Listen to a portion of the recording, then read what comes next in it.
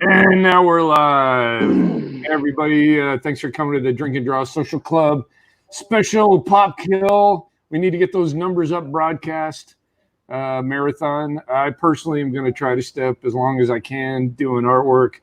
But in the meantime, I've got some special guests, Jimmy Palmiotti, Kelly Hamner, and Mark Chiarello, our special guest. And we might be hearing from some other people later on in the night, which is pretty cool. So say hello, everybody. Hey, man, how's it going? It's good. It's good to see Mark. Mark, I haven't seen you in feels like many years. Yeah, I've been hiding in the Hollywood Hills. Nobody has seen me. And I know the only way to get you out is a fire. Well, or if Dave Johnson calls you and say, dude, you got to be on this thing. Hey, man, I need all the help I can get. You know, we got to make some money on this thing. You know.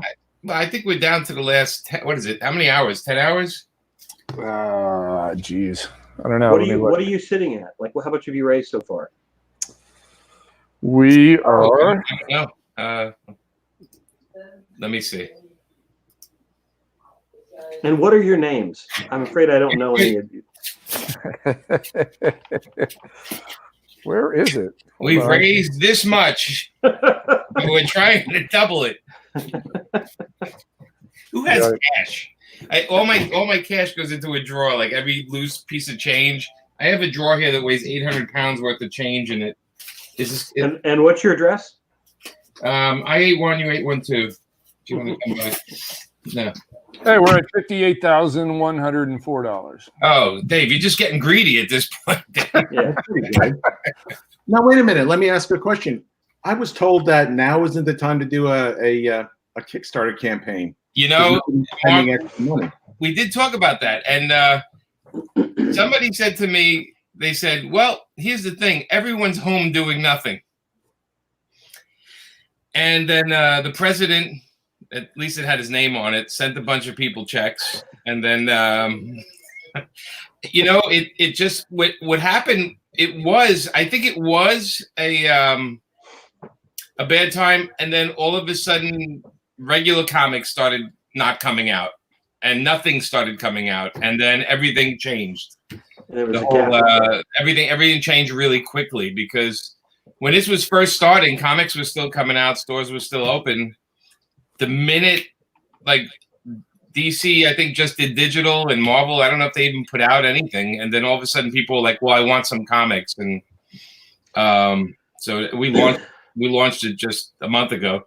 Now, I think what you just said about digital is kind of interesting because I've noticed that,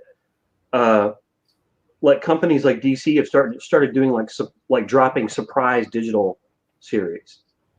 Right. Like they're not even doing the whole kind of promotion cycle that they normally do. They're just like, oh, here's a new thing. I think there's a new Deceased thing that came out today.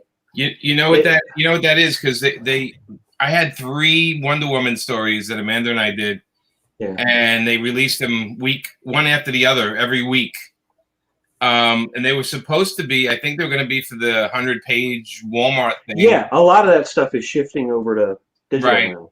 Yeah. But I think it was just clearing the drawers. I mean, I think a lot of it was like, okay, we got this sitting around, let's get rid of it. And and then when they come back, they can say we're starting from number 1 again or some whatever they're gonna, just to drive everyone even crazier. Yeah. But, I mean, I even saw Harley Quinn ended at 75 this week, so that means wait a month or 2 and there'll be another number 1 by somebody, not me though. Thank you. I just thought it was interesting though that the announcement of this was the release. It came out as they released it. I just thought that was really interesting. But so you guys are doing when you're funded, you're doing like an immediate digital release, right? Yeah. So we get funded tomorrow, right? Tomorrow it ends in 10 hours.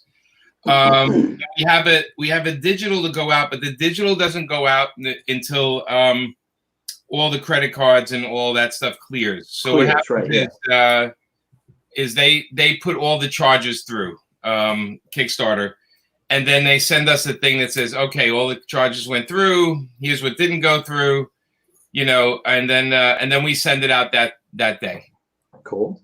So it might be like, this week, next week, it depends how quick Kickstarter is on it. But the digital's ready to go. The print book, we have to wait because right now it's at the printers. And as soon as we pull the trigger on that tomorrow, then we wait 3 weeks and we'll get the book. But it's really cool because you don't have to do this thing that some people do where it's like you just wait and you wait and you wait and you never get anything after contributing to this. Like it's ready to go. Yeah, some people do the Kickstarters where they're trying to raise the money and then they're going to finish the book. Right. Yeah. Like Sean.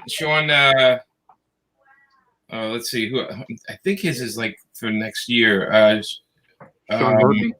Yeah, Sean Murphy's is to be released the first quarter of 2021. Right. So his Kickstarter or his it's not a Kickstarter. It's the other one. Indiegogo. Yeah, Indiegogo ends in a month, but you won't get your book until the beginning of next year.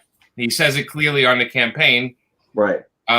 So part of that is him, I guess, raising money to keep going on it because, well, you know how incredibly steady comic book work is.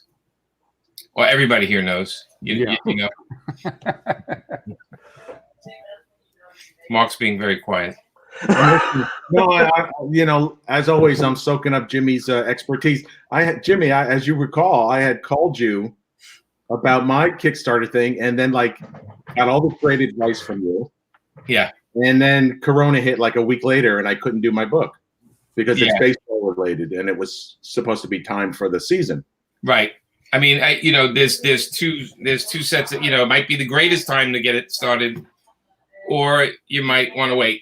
It honestly, I think with the book you're doing, I think anytime it's going to do well. I think it's going to find its audience because unlike comics, baseball is a monster. Well, so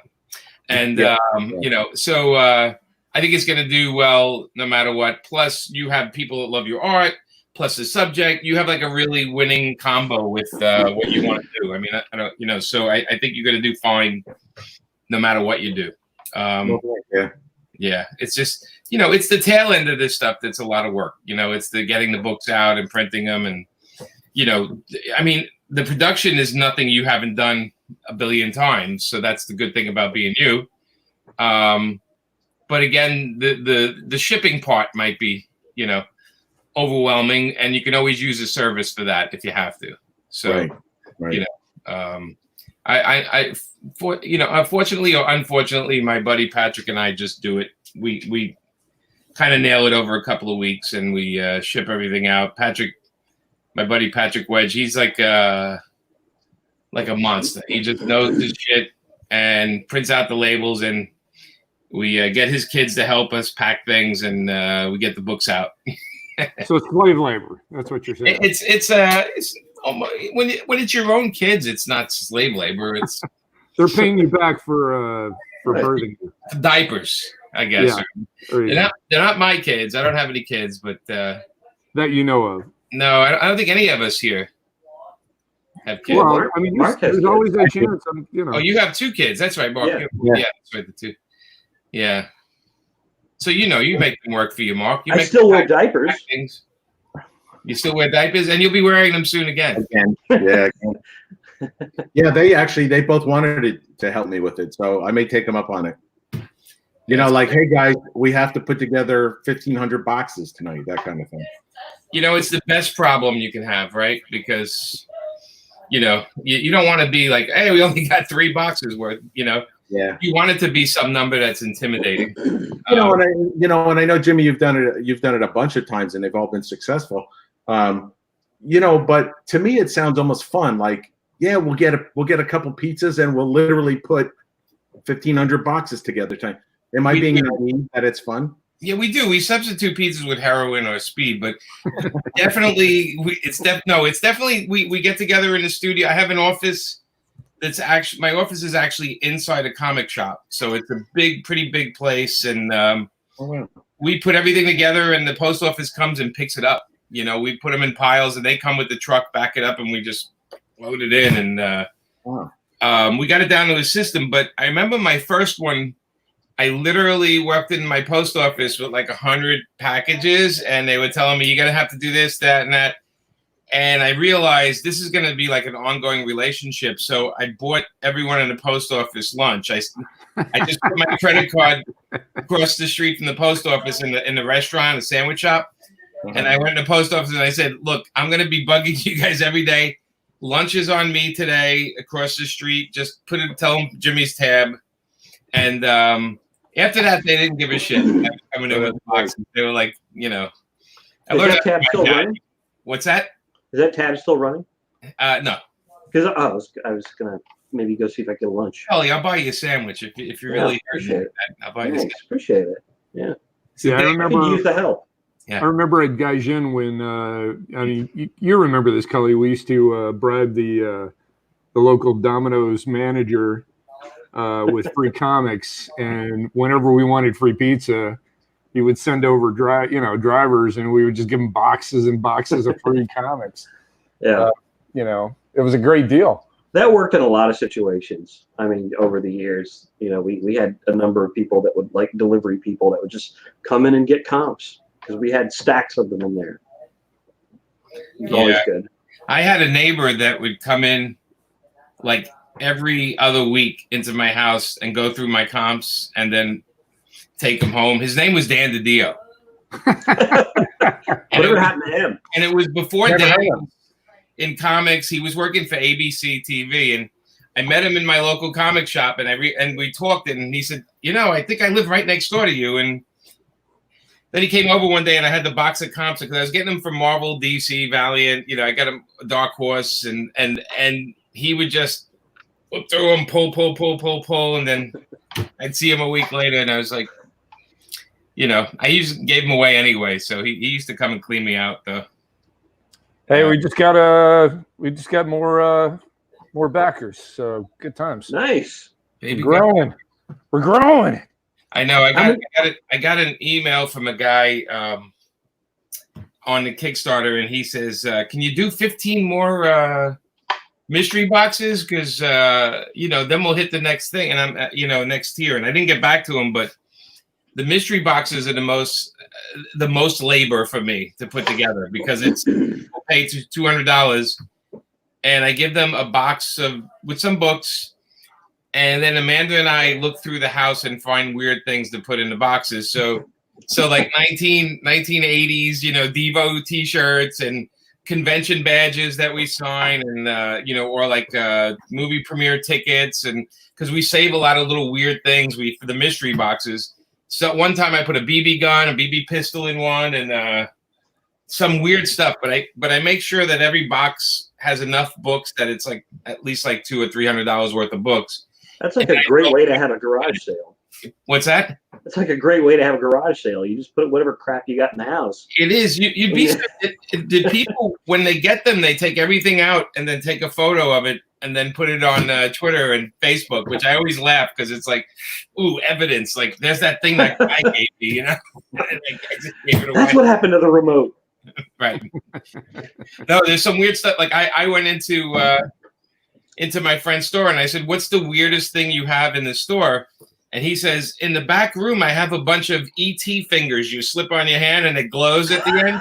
And I said, "What?" And he goes, "Yeah, they're in packages with ET on them." And I'm like, "Oh, I will take all of them." Like that's a weird thing to put in a box, People love surprise boxes. That's like a thing. They don't know what they're gonna get. That's like a real thing. Chicken wings. What we get? Well, yeah, I don't put food. I did put candy though. A baby's arm, severed baby arm, stuff like that. Speaking of Kickstarters, you guys following any current Kickstarters?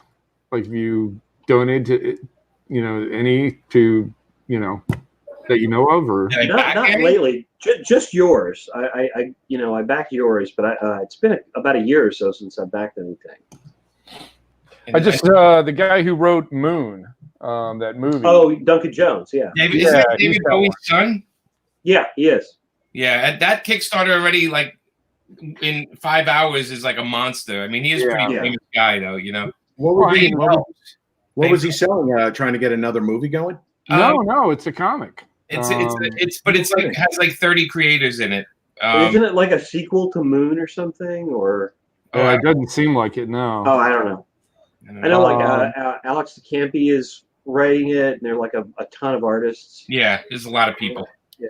Apparently, I guess the story is these mercenaries who had their bodies augmented to do mercenary work, and now they have to do corporate work to pay back the money that it costs to augment their bodies.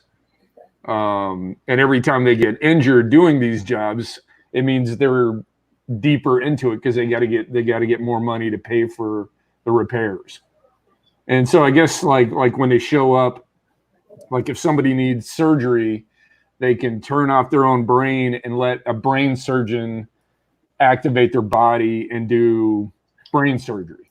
You know, that's what I heard the premise is.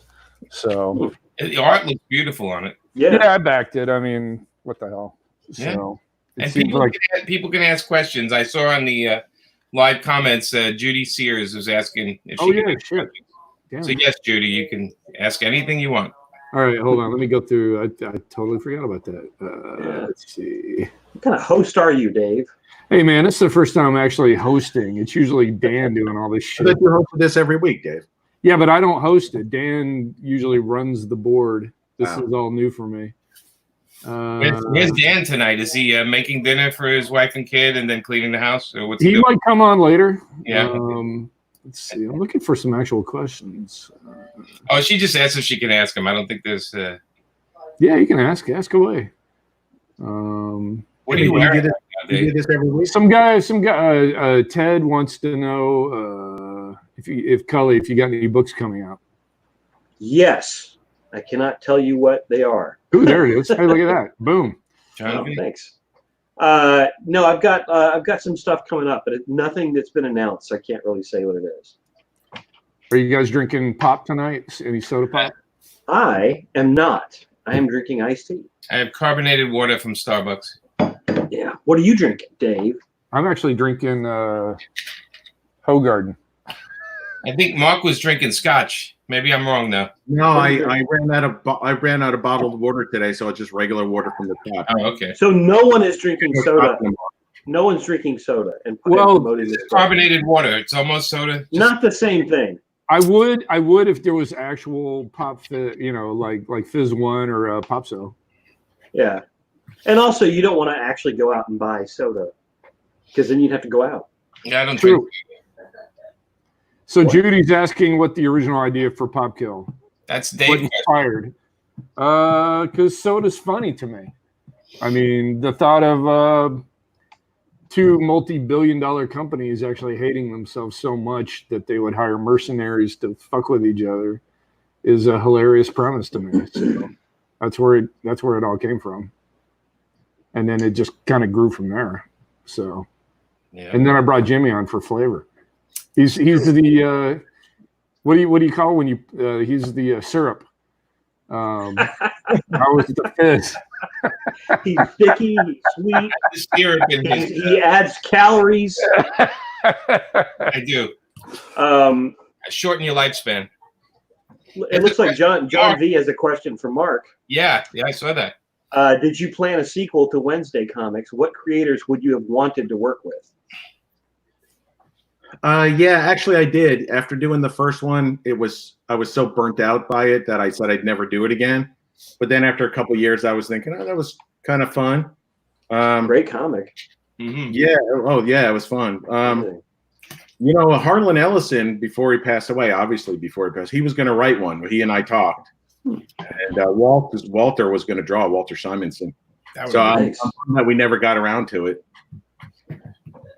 Mark, you could just say you have a script from him and that you haven't used.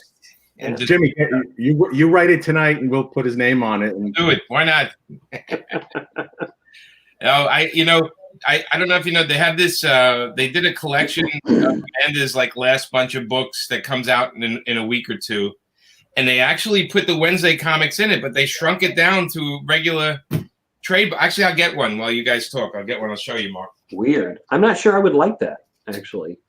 I like it, the format that it was in.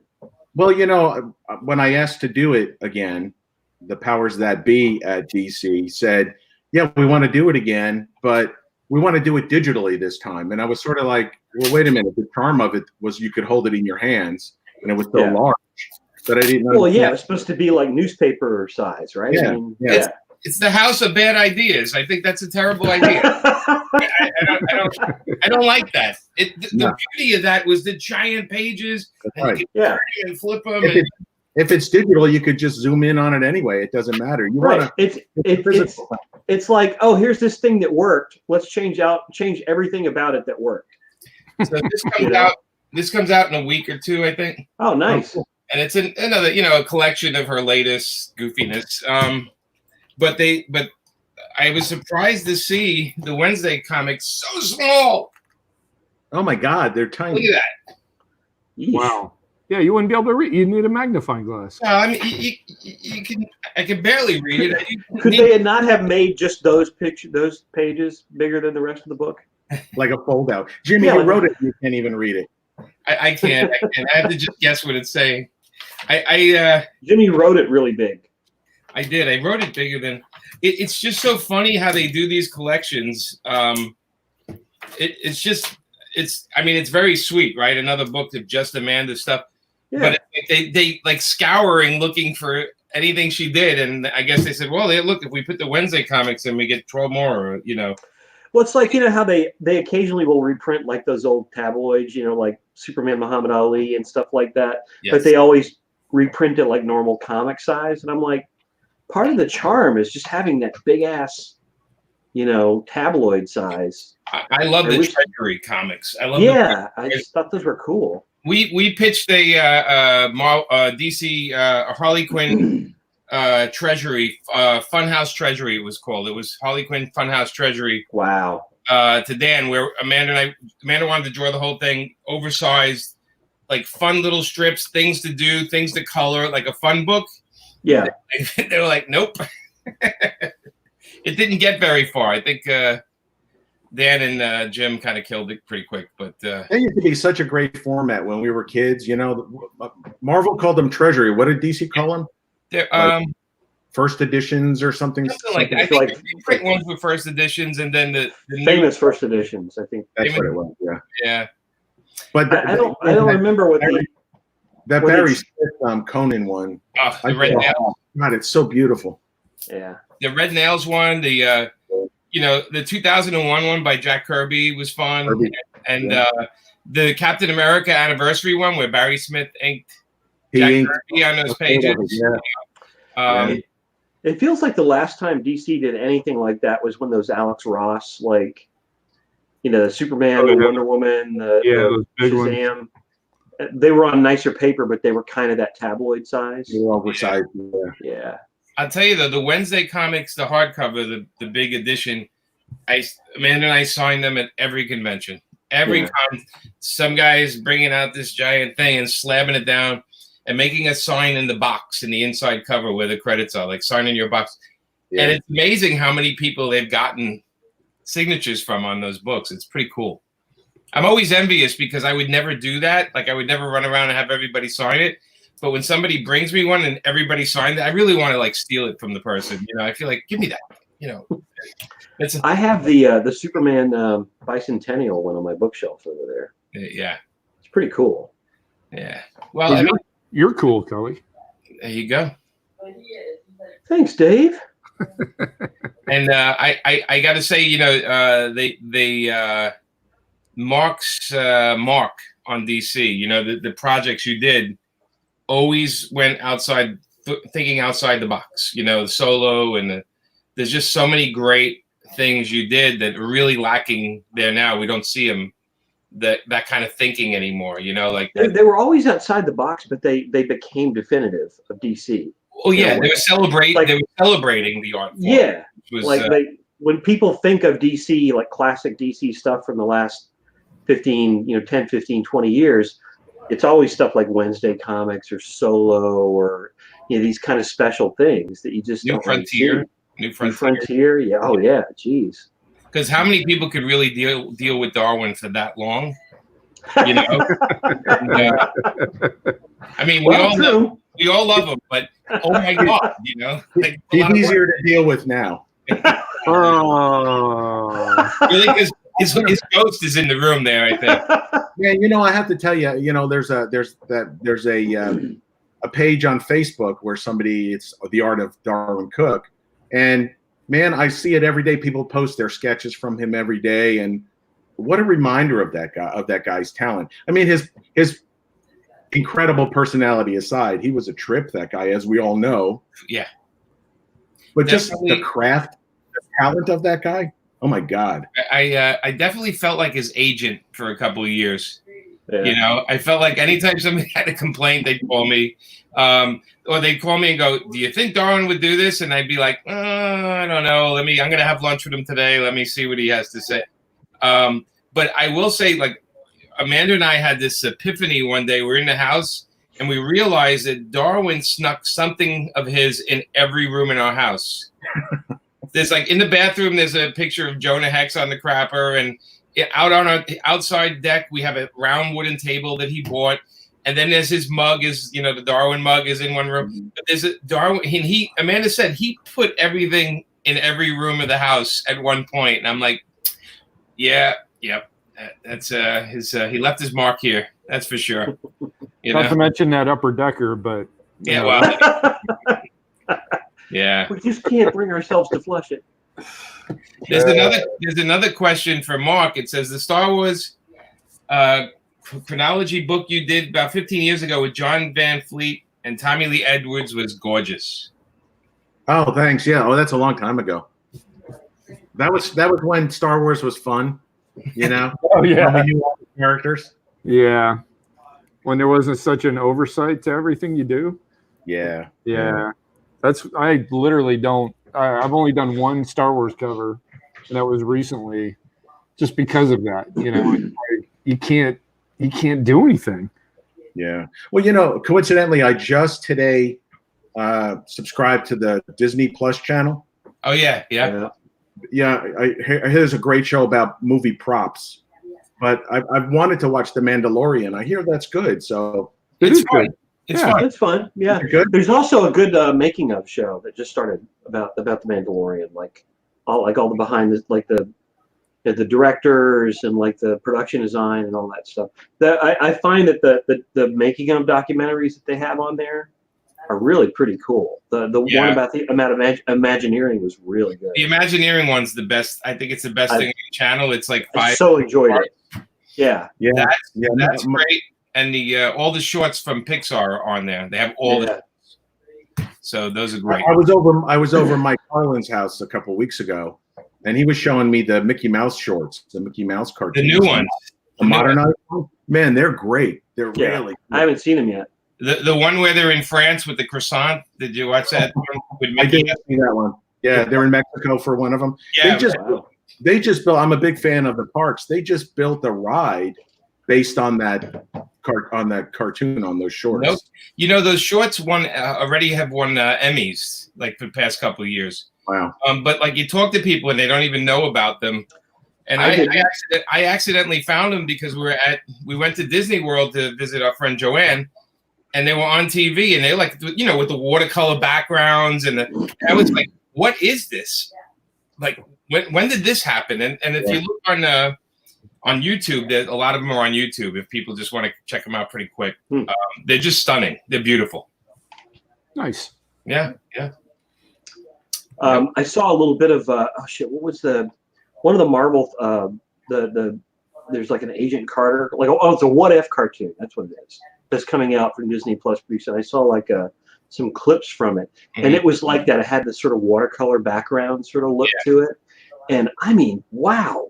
It really looked amazing. Yeah. Like just what they're able to achieve on a much tighter schedule. And they should have the old Marvel cartoons we watched when we were kids. You know, the one, the Hulk, right? Where they're basically just moving a cell or sliding it across the. Yeah. Just about.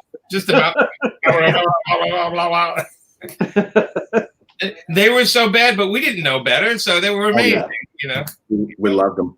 Yeah. Well, it helped that they used the actual Marvel art. So if they just did it from scratch, it would have been terrible. That's true. So, yeah, I'm sure they took care of Jack and all those guys. Yeah, they took care of him. Yeah. Holy crap, we got 400 viewers. Damn. Nice. Well, 379, but almost 400. That's pretty cool. I see Raphael de la Tour. Hello, Raphael. Richard Pace. Yeah, Richard, man. How you doing, buddy? It's good. I guess everybody's, home hanging out, watching Dave draw. Yeah. Dave, you got to do a timer drawings, Dave. 5 minutes, the timer goes off, and go to the next drawing. Well, I'm trying to work on a commission, so. Oh, is that that's a commission? Yeah. Is that? I think it would be really cool, since Dave's the only one we can't see. We can only see his hands. If by the end of the drawing, it was actually a drawing of Dave, I think that would be an awesome. I'd be like, yeah, that would be like the climax is. Oh, there Dave is. He drew himself. Nobody's gonna buy that, Kelly. Come on. I think it'd just be funny if it was Dan Panosian drawing and Dave was just sitting next to him talking. That might be more fun. That would be funny. Where's Frank Thierry? You just gave that idea away. We can't use it now. Oh, that's okay.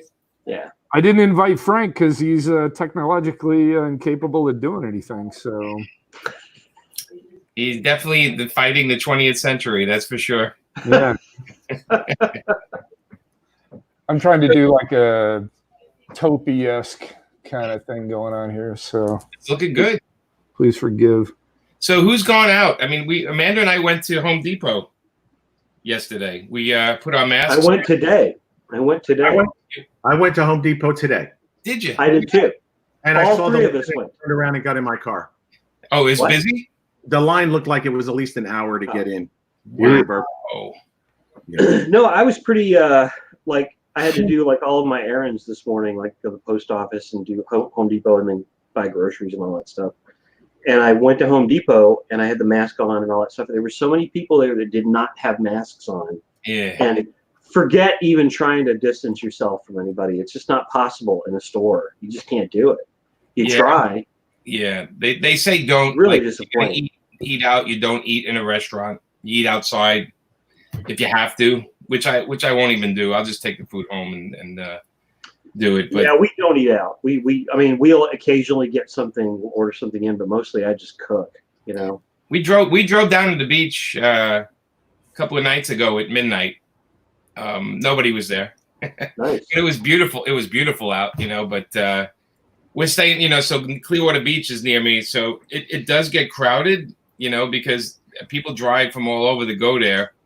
But they have been spacing, they're showing it on the news. People are using the seaweed and stuff or in shells and making little zones around their towels. So it's they did like a little flyover, and you see all these creative squares of people's shoes and sandals and clothing. And I'm like, that's kind of. I saw a thing today where it was a restaurant you could go to where basically you have a table basically made out of an inner tube around you, and you're in the center of it with like wheels. No. Like one of those baby things. I don't buy it. I don't. It's like bumper cars. I don't believe it. Are you telling the truth? Yeah, I totally am telling the truth. I saw this today. Really? Yeah. I'm still trying to picture it. I don't get it. Like you're in an inner tube. You're in a table. You're in the center of like basically a disc. It's like a Monty Python thing. And around the edge of the disc, it's like a big inner tube. Yeah. But how does that protect you? Because no one can get within about 3 or 4 feet. And it's on rollers. It's on rollers. And so if anybody else is in one, they're like 6 feet away from you, no matter what. I'm staying home. Yeah, it sounds like you're wearing a dress, like one of those giant dresses, with the wire around it. I always thought that somebody would come up with an app on your phone that if somebody's within 6 feet, it would go, like. I'm sure they will. Yeah, I'm sure they will. The government's spending so much time trying to convince us everything's okay. I don't think it's thought out, because if you kill all the old people in Florida, he can't get voted back. So I don't think he thought it out clearly.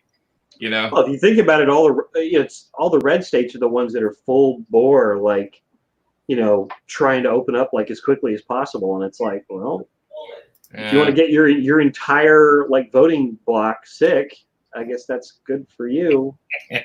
Derek wrote, "You survived Corona, but end up breaking your neck." Yeah, it's funny because when all this shopping started, we were thinking, what should we buy? What if things run out? And I have a lot of cans of tuna fish in case anyone's hungry. I bought a lot of cans of tuna fish. Yeah, does that stuff ever go bad? Probably not. I mean, I don't think I've ever seen a bad can of tuna, but Yeah. And we need more questions. Come on. I know I saw some. Kelsey Shannon just said hi. I haven't Hey, talked Kelsey. There. There he is. That's Kelsey. talk about a great artist. Totally. Amazing artist. Yeah, Richard, we saw that. It said Florida just fired their top virus specialist because she wouldn't skew the numbers to ease reopening. I saw that too. We all know that in Florida. The weird thing is the girl will not go, like she won't do any report. She won't be interviewed. Like she just put this little thing out and ran, which I think maybe her cause would be a little better if she actually spoke up. Maybe she's worried about being shot and killed or something. I don't know. Or maybe she's worried about appearing partisan, but she doesn't want to. Yeah, I mean, Who knows? it's hard. Here's a question for Mark. Okay. Who would you want to spotlight in new issues of Solo if continued? Love that series. So who would you want to do new issues of Solo around? You, Cully. Oh. Ooh. What about me, man? Nah, Dave, I've worked with you before. I know your trouble. You don't want to draw interiors. I always had a hard time getting interiors from you. Well, if you would, you never really asked. Well, you did a Batman Black and White story for me. Yeah, I did that. I turned it in on time, didn't I? You did. You definitely did. So yeah. I love the Batman Black and White books. I love those. I'll do an issue Solo. Call DC. I wonder if they'll let you do it now. Why don't you do a Mark Chiarello solo, and then you publish it? No, You could call it Trademarked by DC Comics now. You could call it Mark Chiarello's one-off. Call it Duo. Mark Chiarello's Duo. Duo. No, So Dan is apparently watching. He's giving me shit because we started talking politics. So Who is? Dan. all right, let's talk about Dan then. Oh, there's Dan right there. Yeah, more politics and COVID, less comics. Hey, Dan. Dan, let's blame Jimmy. It's all Jimmy's fault. We're more than comics, folks. Not much more, but somewhat more. No. Although I do have a comic question for Jimmy. Okay. I know you. Ever since I've met you years and years ago, you bought original comic art. You have an incredible collection of comic art.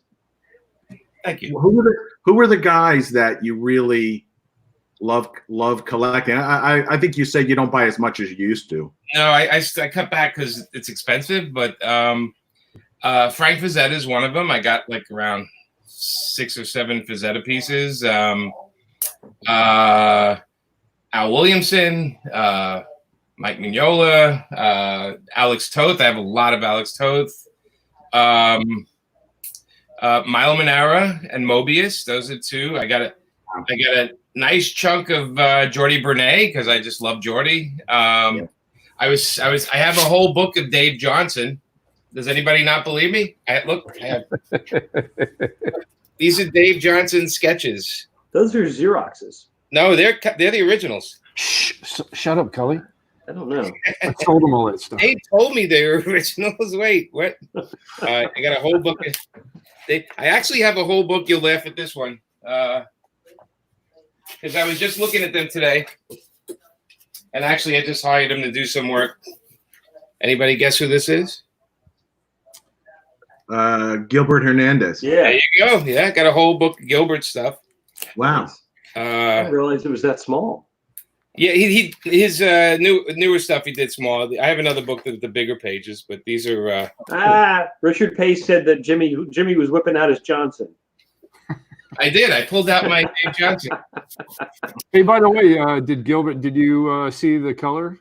He didn't see it yet. I started. It's terrific. I like. Which one did you like? The blue one. That All right, we have a question from Lightweight. When is the Pop Kill Amanda Connor cover being released? Should we do it? Well, we can't really do it on this broadcast unless I alter it, I guess. I can go upstairs and hold it and yeah, but we can't show any nudity because then YouTube will kick us off. There are rules, Jimmy. Yeah. Wait, what did Amanda do? What piece of art did she do? Oh, she did that for the Pop Kill. She did a cover with a little nudity on it, and Dave colored it, and it looks beautiful. You know, it's the mystery cover, so people backed it to get a cover they never saw. But it's by Amanda and Dave, and it's beautiful. I think we sold out of it, actually. We just sold out of it. So we're selling out. Brian Burge asks. What's that? Brian Burge asks, favorite ice cream truck or ice cream treat? Ooh. Ice cream truck? Favorite ice cream truck? I don't have a favorite ice cream truck. I like the ones when we were kids, the good humor ones, the white ones. Yeah. That have the wheels. I always thought it'd be a cool idea, like if you lived in say you lived in a loft, like an enormous size rich people loft, and you bought one of those old good humor trucks and you parked it in the kitchen, like in the kitchen of your house, and then you could open the back and have ice cream in it all the time. Now, Mark, I'm going to test your memory here. Do you remember that door was like this big? Yeah. With that big metal latch that went. Yeah. And you would see that guy dive in up to his ankles to get back, and he'd be like, "I know I got one of these somewhere," and the guy would be like swimming in the truck. Yeah. I remember laughing because you would think it would be a big door and he could pick, but no, it was like this little secret, like it's all of a sudden you had to open. There's a guy on the other side going, "What's the password?" And you only see where which ones were, where each flavor was in that little door. But I remember we used to laugh. They used to go all the way in that little refrigerator. I would probably blow out the side of it if I had the truck in my kitchen because I'd have to get easy access. But that is it's like when you're a multi-millionaire, you can do crazy shit like that. You know. I'm currently watching Billions right now for the first time, and have you guys seen that show? What is it? I have not. Billions. It's on HBO. It's on Showtime actually, but it's also on Hulu if you pay or something. They had the Showtime, like you can add. Well, yeah, if you have Showtime added to your Hulu, but no, it's really good. I think you guys would like it. So, what's your favorite ice cream treat? I like anything sweet and salty. So, like the gully. Yeah. Margarita. Depends on my mood. Yeah. I used to love Bomb Pops. Bomb Pops, man. Remember Bomb Pops? Yeah. The red, white, and blue ones? The red, white, and blue one. Yeah, I used to love that. Could you get your mouth around the whole pop? No. Why do you ask? Why would you ask that, Jimmy? Because Jimmy can. I just pictured I was a child. All over your face. How dare you ask me that? I was a child. Creamsicles. Richard Pace is thinking about creamsicles. Of course he is. Yeah. Can you get your mouth around it, Richard? Oof. I like the Mr. Softy truck. That was that ice cream. I think your nickname, in LA, right? Don't they, Mark? Don't they have the Mr. Softy in LA? I live up in the hills. I don't. Oh, Dave. How about Dave? I've never seen Mr. Softy out here. Dave, where'd you grow up? I grew up in Georgia. Huh. Did you know from my accent? I thought you were from New Jersey for some reason. Wow. Jeez. What? I'm from New Jersey. What's wrong with that? What exit? Hey! Hey! I believe the great Adam Hughes is from New Jersey too. Yeah, that's what we used to ask him all the time. Amanda He used to love it. Yeah, that's right. Oh, somebody said Ted said I thought Mr. Softy was Dave's nickname. That's what I said about Jimmy. Catch up. Yeah, I think somebody's about to get a timeout. Think about that, huh? Hey, what was your least favorite ice cream or ice treat? Cigarette pops. I don't know. It's like Cigarette pops. Is there such a thing as bad ice cream? I don't know. I tell you, the things that those things that came in tubes that you put in your own refrigerator, the colored ice, it would Otter freeze. Pop. Yeah. Yeah. Those always burn my throat. I don't know what they put kind of chemicals in there. Ice. They were good. They were good though. I don't know. I You couldn't. know what, Dave, I'm gonna tell you why. You had to take it out of the plastic. I know you were putting it down your mouth. You got to take it out and then you push it up. That's how you eat it. I don't even know how to answer that. Did you ever get the ice cream at school? The little wooden, that little wooden tab that was supposed to be kind of like a spoon. Yeah, yeah. And sometimes you would scrape your teeth and you get that chill kind of. I'm sure there's a joke in there, but man, I can't put wood in my mouth. Yeah. Anymore. Well, there is a joke now. If there wasn't one, I thought that's how you got your job up there. Yeah, but that was Wallywood. So. Oh, hey. You know it's why when there's a little zipatone left on the side of your mouth. Speaking of which, man, that stuff is like gold now. If you can even find it. That has kind of like yellow. There's Japanese companies that sell it. Yeah, but the problem is the dot patterns are too fine. They're too small because they're made for that super high quality printing. Yeah. Dave, you remember we used to use crack and peel all the time? Like we could get like that it was kind of basically zip, but it was blank. Yeah. And you could run it through the Xerox and print whatever pattern you wanted on it. Yep. And then you would cut it to use it like normal zipatone, but then you could take a curved X-Acto and scrape some of it off and get like effects. And really cool. That stuff was awesome. Do you guys it would turn yellow like almost, or even orange almost instantaneously. Jimmy, what is that? What is that, Jimmy? the Estabrook pen nibs? Oh, I thought it said peas. No. So these are the Box of peas. inking nibs. They're steel. They're made out of steel. How old are those? And I have they're like the guys in the 60s use it because you can draw really fast with these. Are they like flexible or like super flexible? They're slightly flexible, but not too much. But like guys like Barry Smith used to use them. Yeah. Used to use them. And I got a box of like 1,000 of them. Oh wow! How long have you had those? That Tom Palmer is always raising them. Tom would use them. Al Williamson used them. I got them. I actually there was one place selling out of them. I got a big bag of them. If you guys need any, send you guys some. You're gonna get a lot of calls, Jimmy. I will. Well, art supply store in Manhattan was going out of business, and he had them in the little red box and another loose in the drawer, and they were selling everything in the store. So they were selling those nibs for like $1.20 or something, but they're from the 50s, Yeah. And I just said, I'll take the whole drawer. How much? And he goes, $10. I'm like, okay. I took the whole. I've been giving them out for the past 25 years. Like when I got them, I still have. That's how many I still have. But I used to give them like. Have you ever used any of them? Yeah, I used to use them for inking all the time. Yeah. Hey, Jimmy. Yeah. Do you ever just for yourself draw or ink or anything just in private?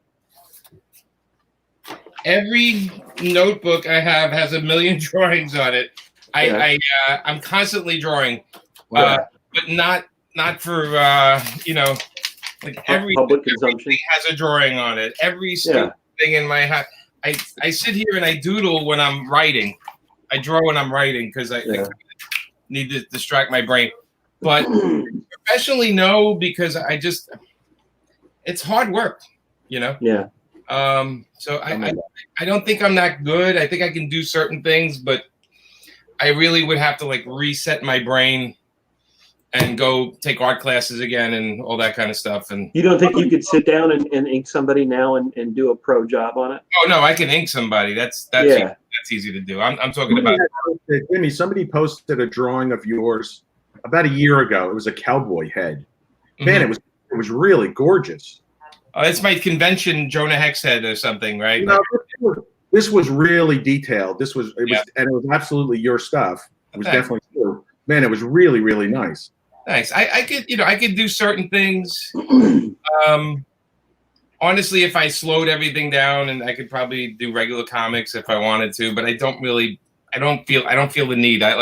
It's tough having Amanda right there who just kind of like, it's like from another universe, her brain works in a weird way that Looney Tunes universe, Amanda's from. And man, on interiors, I'm finding out the hard way. It's rough. Yeah. Oh my God. I thought it was, oh yeah, I'm not at DC anymore. I'm going to do some interiors. It's really killing me. It's hard. Hey, welcome to the club. You know, it's almost better if we didn't know all these great artists and just drew, because when you see, like, every time I pick up a European edition of the new artist and I'm like, look at it, and I start crying. I'm like, oh my God, look at the work and the buildings, and it's intimidating. There are so many newer artists coming out right now that are just blowing my mind. Yeah. And really make me feel like maybe I should start looking for an exit, because I think there's a lot of great people, but there's not a lot of great storytellers. There's a lot that is something that draw like amazing, yeah. But I used to go to school for a year just to do like film school, just to do some storytelling stuff, because I buy like all the new number ones and I look and I'm like, this is stunning, but I don't know what the hell is going on here. Like, or consistency with faces is like another thing. Like I see a lot where 2 pages in, the character looks a little different and the nose is a little different. They're not following a model sheet, I'm picky though, so. I think it's okay to evolve issue by issue, but when you're evolving page by page, that's a little distracting. Yeah. What were you saying, Mark? I didn't hear you. You got spoiled being married to Amanda. She's like the best at acting in the history of comics. Nobody does what she does. Yeah, she has that Joe Kubert toward her, you don't need the lettering on the page thing. That's her thing. It's like, if you can't read it without lettering, then you fail. Yeah. But she is, I think, Mark, this, she calls it the chicken fat, where it's the stuff in the background is the chicken fat. It's like, she said, there's the comic, what's going on, and then the interactive world that the person's in should be interacting as well. Like they should really inhabit a space. And she calls it, she always says, I got to go back and add some more chicken fat to that, because that guy in the background should be doing something. Like he should be, and it's such a brain thing, it's such a brain thing for her. And I think it's from animation. I think she just loves Chuck Jones so much. There's always something moving and going on, but all you guys, I mean, look what Dave's doing. It's you guys, all 3 completely different styles, which is the most wonderful part of comic book art, is that they all can exist doing this job, and they're completely different. I mean, you guys, like, completely different. It's cool. Yeah, acting has always been my weakness, and drawing consistently. So, I mean, even from cover to cover, it's like I never think of consistency as being a problem with your stuff, Dave. I can always tell it's your stuff. No, I mean like the way I draw people. It's if you go back and look, it's from cover to cover. If I was drawing Punisher, he's a different Punisher every time. I think it's like a mental thing. It's just not my strength. So I think there's a real difference between your perception of your own stuff and what other people see. Because I feel something similar about my stuff. I look at whatever I'm doing, I see just nothing but inconsistency. But I realize it is totally true now. I mean, I realize that's at least to a degree. That's like my own neuroses. It's like I think you're seeing something different, because I see a lot of stylistic consistency in your stuff. Wait, hold on, Jimmy. Hold on. I gotta figure out how to do this. Wait, there's a way to do this. Wait, I don't know how to pick. It's okay. I'm kind of filling it up. This is like, your sketches, Dave. I have a lot of the stuff that you call throw it away, throwaways. Oh, there we go. Here we go. Okay. Here's Dave. Here's Dave. Well, that's just goofy stuff. Yeah, but that's acting. That's a ton of acting. Totally acting. Wait, let me hang on. All your stuff is goofy stuff. Oh, that is true. Oh yeah, that's we did a Micronauts pitch, an animation pitch. Yeah. And it man, what a sad story that was. I mean, we were right at the end, getting ready to actually go forward, and the guy who owned the property, he sold it to Hasbro. Oh man. Owned it since the 70s. I mean, just talk about a kick in the nuts. Wait, let me see if I can find it. Hold on. I'll put it up. Yeah, keep showing stuff, Jimmy. Oh, okay. The Dave Show.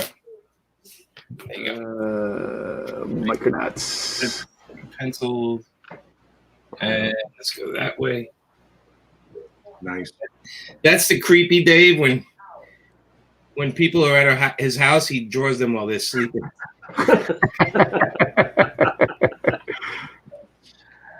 It's some Harley sketches. Nice. All right. How do we do this? Doesn't like that figure there with the microphone. Yeah, isn't Didio on that? I think I drew. Yeah. That's Didio. Yeah. Okay, where is it? Cool.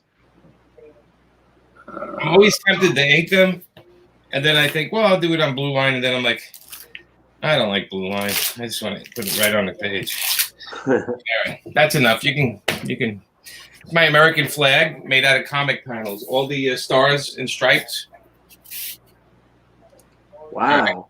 Are actually That's very cool. all the stars. They're all female Marvel characters, Marvel and DC characters. Did you make that, or did someone give it to you? My friend Dave made it. Different Dave. Dave Ryan made it for me. Cool. And I love it. I love it. He's like real creative. You can reduce me down now. It's too much for me.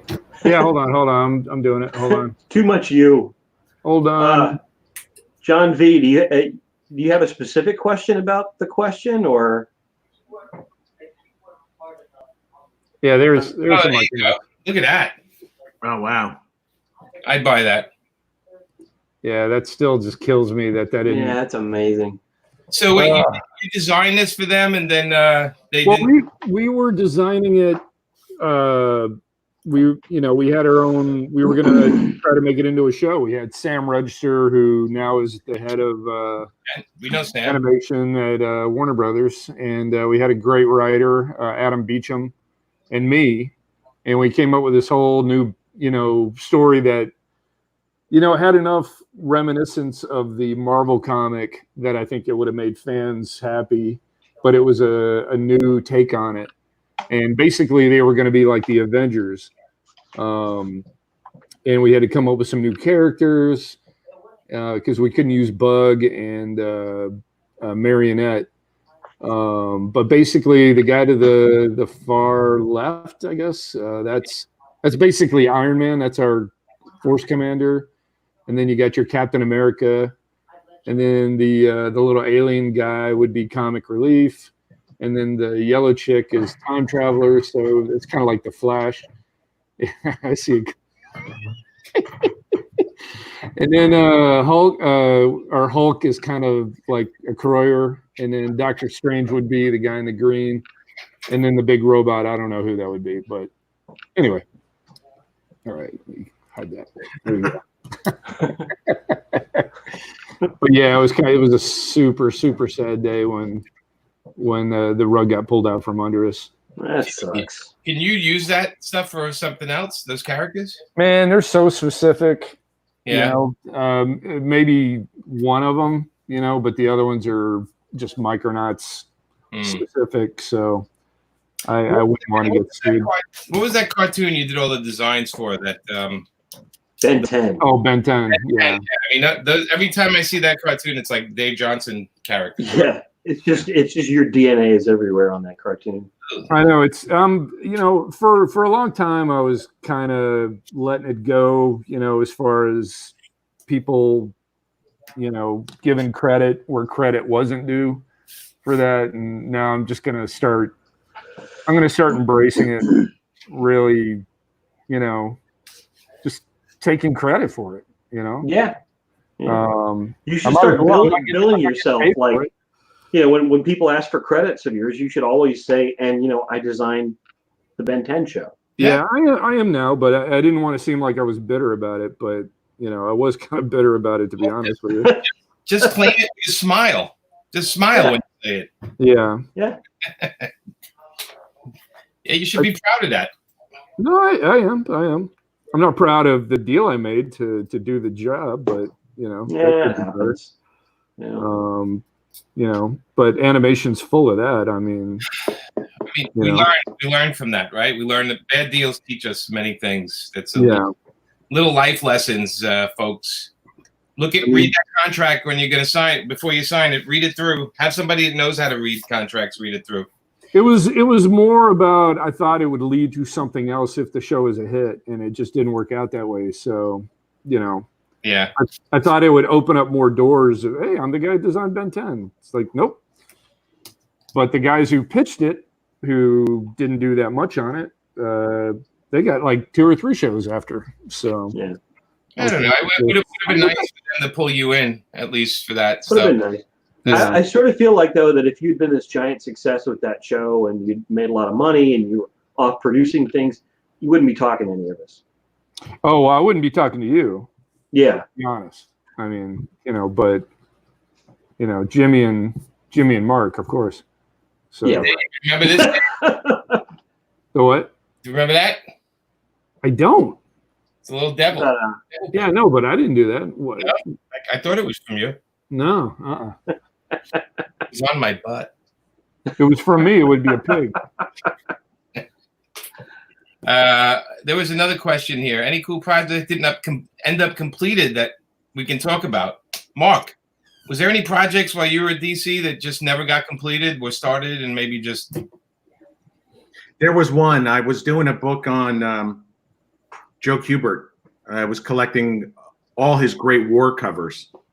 And I know the 4 of us are all Kubert nuts. Yeah. And it just never happened, unfortunately. That would have been great to see. It was. I think I have a Kubert page. You guys keep talking. I'm going to see if I got one. I think I got something from Joe somewhere back here. Hey, what about doing a Herbert Paz book, Mark? That's what you should do. I think you and I would buy it. That's about it. I don't think so. I think other people would buy it. I've seen books that are much weirder of art. Hey, holy shit! What is it? Damn, that thing is huge. Yeah. Oh, mine are tiny. It's a big one. Where is that Joe Kubert page? Come on. Wait, I got Mark. For you, Mark. Hold on. Mark, are you wearing pants? Yeah, I got pants on. I want to know. Okay. All right. That was the first thing Dave said. When you come on tonight, make sure you got pants on. That's not the first thing. Wow, look at that. Albert Dorn. Albert Dorn. Yeah. Oh, that's Dorn? Wow. That's from the, I grew up looking at it in the famous artist course. Yeah. So when I saw it, it just blew me away. But there's one face on here that drives me nuts. And it's this guy right here. Oh, I can't really quite make it out. Yeah, we can't see that, Dave. Let me. Now we really can't see it. Oh, that kind of side, that profile? Yeah, I can't tell if his eyes are closed or it's like his eye is way too high up on his forehead. It's a good piece, man. That's a great piece. I'm not that big of a Dorn fan, but that's an incredible piece. Really? You didn't like Dorn that much? Nah. Bernie Fuchs, baby. Yeah, Bernie Fuchs. Oh, love Bernie Fuchs. I got a nice Bernie Fuchs watercolor. Bernie Fuchs might have been the first illustrator whose name I knew. I mainly bought it for this right here. Yeah. That's so natural looking. That's really nice. And it was super cheap because it's a no name. There's no name on it. But whoever did it has such like confident line work, you know. Oh, So good. I got a nice brand on the wall over there, but I'm not taking it off the wall. I saw a question: is Dave always mean to Cully because Cully had to finish Red Sun but never takes any credit for it? I wish you had finished it. It would have made my life a lot easier. I'm glad that you admit that there is a premise where I'd make your life easier, Dave. But that's the only one. Yeah. Man, I thought I had it around here. I got to get rid of some of this art. I got too much. No such thing. I know. I got nice Monaro watercolor. Oh, nice. It's pretty big though. Oh, wow. Oh, that's beautiful. It was from a calendar, so. Wow, that's nice. Yeah, I got that from Scott Dunbar years and years ago. You know. I think the first piece of art that I ever bought was from Scott before I was in comics. It was a Jim Lee X-Men page. I got it for $55. Nice. Yeah. And like an idiot, I sold it in the early '90s for like $300 or $400. Mm-hmm. And I wish I'd kept it because I bet the money was good then when you got. Yeah, at the time I thought, hey, I'm really making out. I mean, I made several times what I paid for it. Yeah. I had a Gene Colan Daredevil cover. Oh wow! Really? On the really big paper, the large size paper, and I sold it about 15, 20 years ago, and I got incredible money for it. I got $13,000 for it. Wow! But now it's worth about $50,000. Yeah, but but always the way. Were you happy when you sold it? Were you happy with the amount you had when you sold it? Very much so, yeah. Yeah. So I mean, so here's I just got this recently. One of Joe's comics. Oh my God! Oh, that's great. Who farted? Who farted? Oh, fired. David, I don't know what page it was offhand, but I could probably find it online. I'll be right back, guys. All right. John V has asked this question several times, so I'm gonna answer him real quick. Yeah. His question is, Cully, how did you choreograph the question fights? Was it in the Ruckus script, or did you work them out in detail on your own? The answer to that is both. There were times when Greg was fairly specific with what he wanted the fights to be like, but that was really pretty early on. It got to the point where basically we would talk about what like broadly needed to happen to get us to a certain point, and then very often I would either veer from the script or just completely choreograph it myself, and he just trusted me to do that. There was one time I've talked about a bunch of times where he and I talked about what needed to happen in this extended action sequence, and we talked it out in pretty great detail, and I was throwing ideas back and forth, and he was throwing ideas at me, and then when I got the script, it said, page whatever, Cully, do that thing we talked about for like 2-3 pages. And I was like in heaven because I was like, I get to just completely make this work. I don't have to worry about whether or not I'm kind of sticking to the letter of what somebody wrote. And I think from that point on, I don't know if it was necessarily ever as open as that after that, but it was still very much Greg's going to write this, but Cully, if you want to change it, where we need to get to, so you can kind of going to do what you're going to do. But yeah, those were a lot of fun to choreograph. Felt very natural, and and I'm looking forward to doing that kind of stuff again with him at some point. So we'll see. Hey, by the way, we've jumped to 58,407, so that's almost $200 more. No. Oh. Yeah. Holy shit! You guys know your art.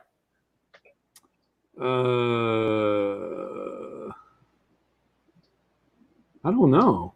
Is that Nick Cardy? Yes, Nick Cardy from The Girl's Face. Oh, yeah.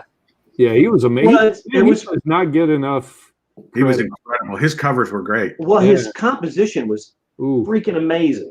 Always. I married a ghost. I mean, look at that. Isn't that mostly the case? Let me lift it.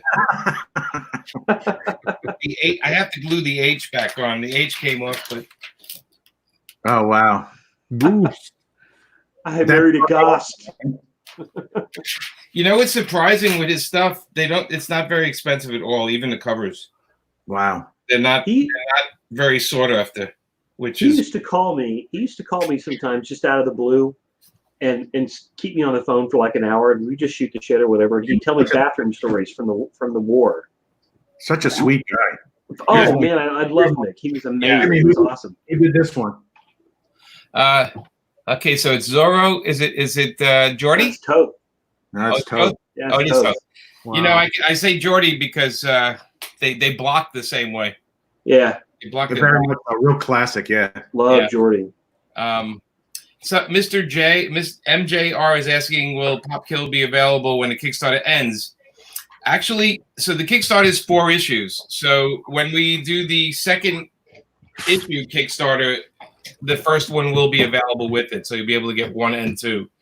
But we only have a limited number of them. So, but it will be eventually when all of them come out, they'll be available digitally, but it won't be for a while because we try to respect the Kickstarter people that they have it for a while and they have all exclusive.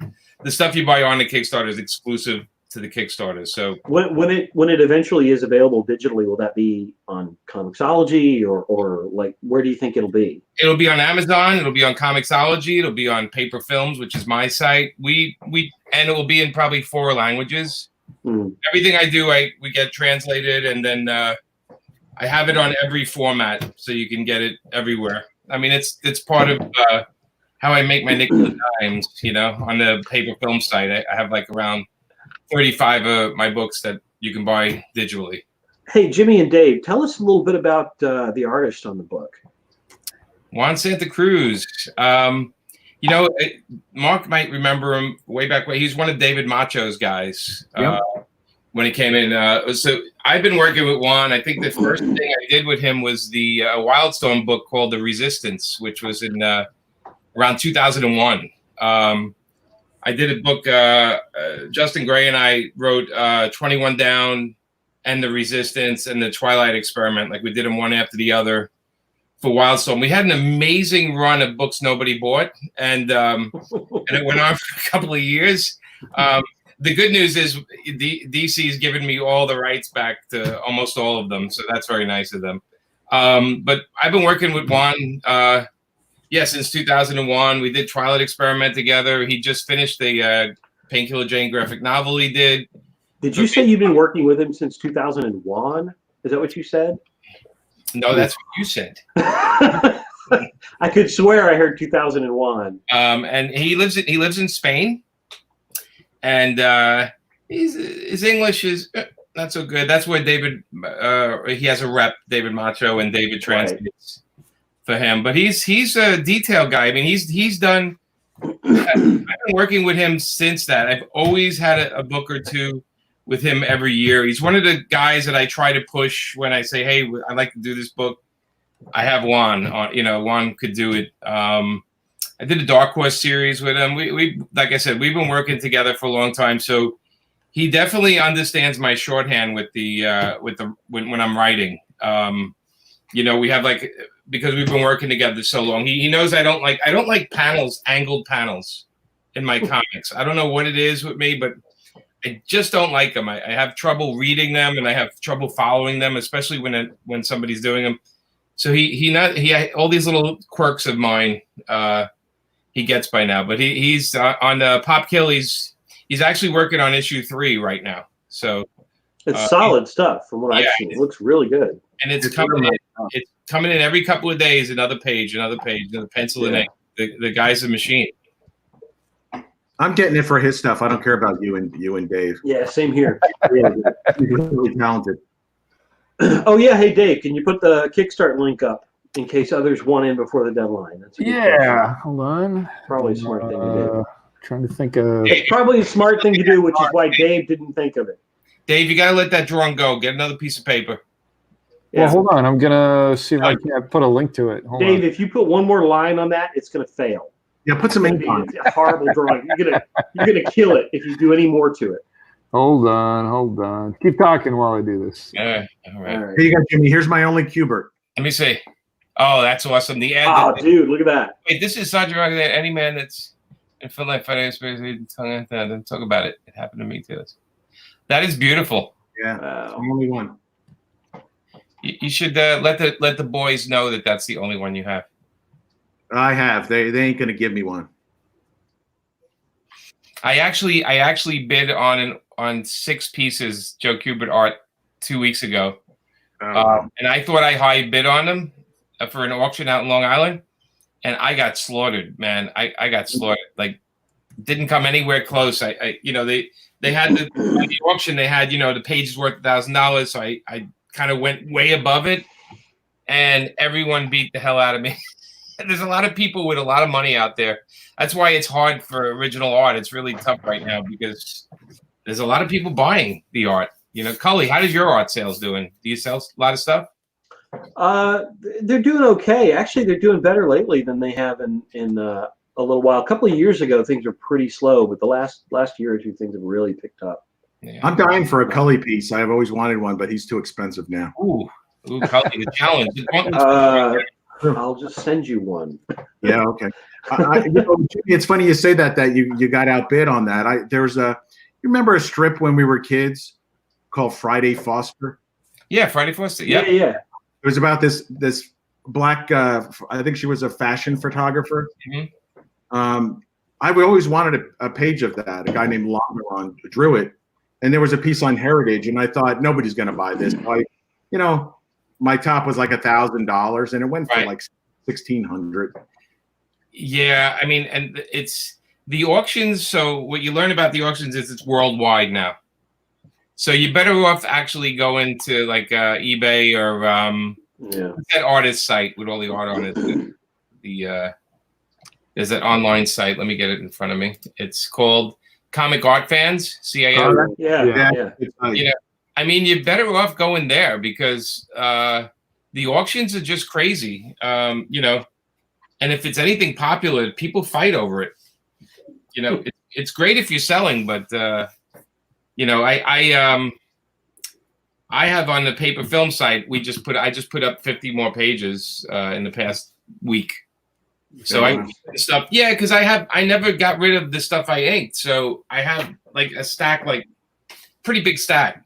Some of the Joe stuff I got rid of, the Casada, and some Steve Dillon, but I still have a lot of Steves, and I still have a lot of Joes, and I still have when you work on it, and I don't know if you guys can relate, when you work on it, you really don't want to see it again.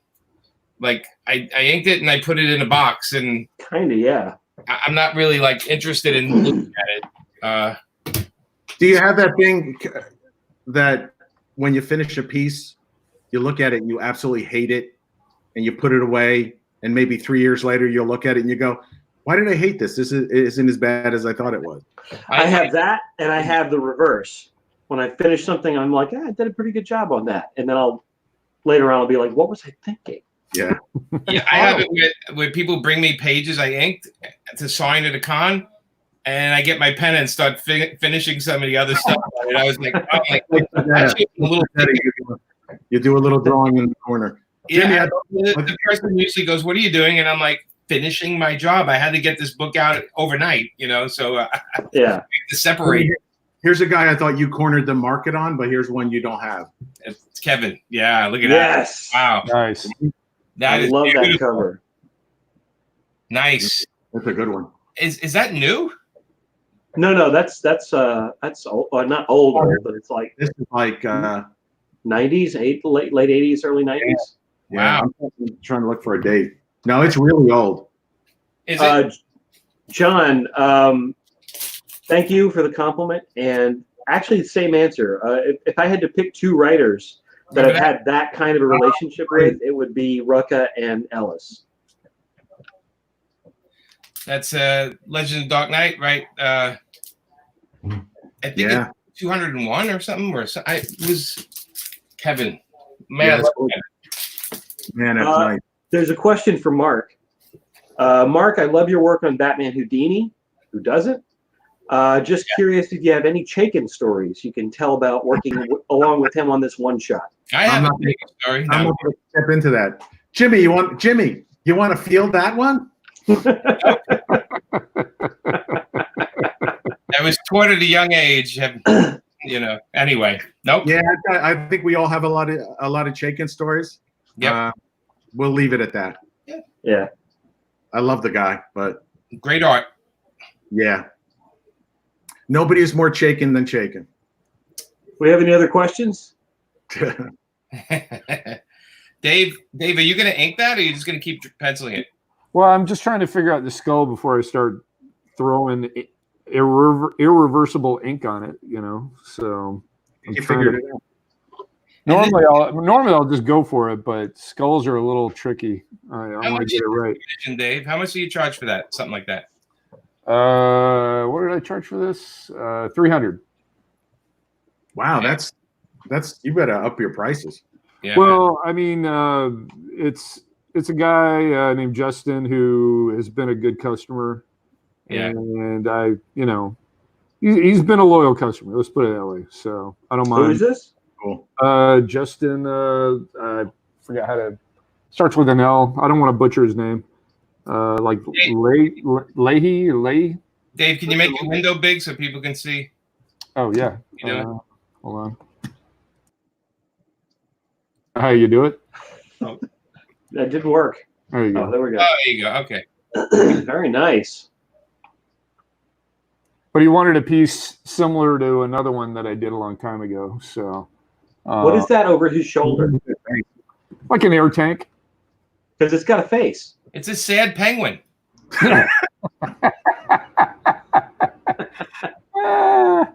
Dave, you gotta put a tube running from the tank to the back of his helmet, man. Yeah. Yeah, that's true. All right, I'll get on that. Oh, I'm sorry. I'm being the art director again. I'm sorry. No. That's good. It's all good. But So I have a question. I know you guys do this every week, and I'm sure you've discussed this. What do you think is going to happen with conventions? Are they going to come back, or? Oh man, I don't know. I think until there's a cure, A vaccine.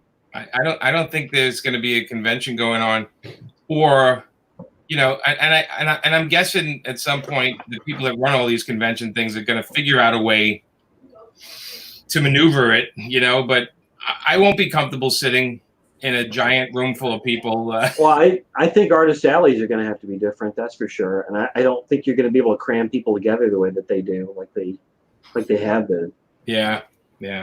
Well, how do you not shake somebody's hand? How does that? Well, you can. That's probably the easy part. The thing is, a line full of people, right, at a con. Cons, are all about tons of people. I mean, how many times do you come home from a con and you just know you're going to get sick? I mean, oh yeah, always. Yeah, always. But even at the one con that I was able to do this year, which was C2E2, which was at the very beginning of this, even then people were like, "Oh, sorry, I can't shake hands." I mean, people understood we're not shaking hands. Yeah. I think that I think that probably they're going to have to figure out some way to do Artist Alley that's not like, sardines in a can.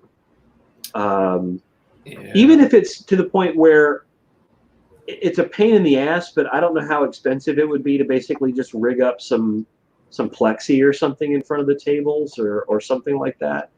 Well, I don't know.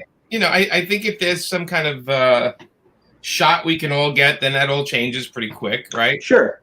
I think right now, creatives should have their own website. This downtime should be about getting somebody to build a website.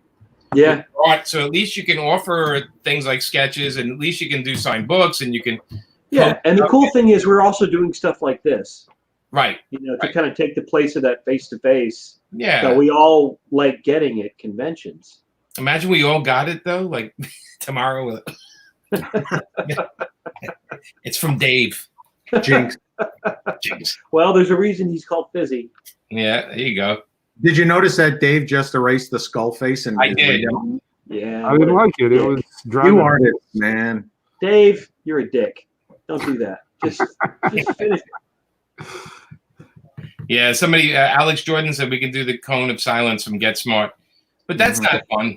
You know, that's like, you know, I might as well just not be there.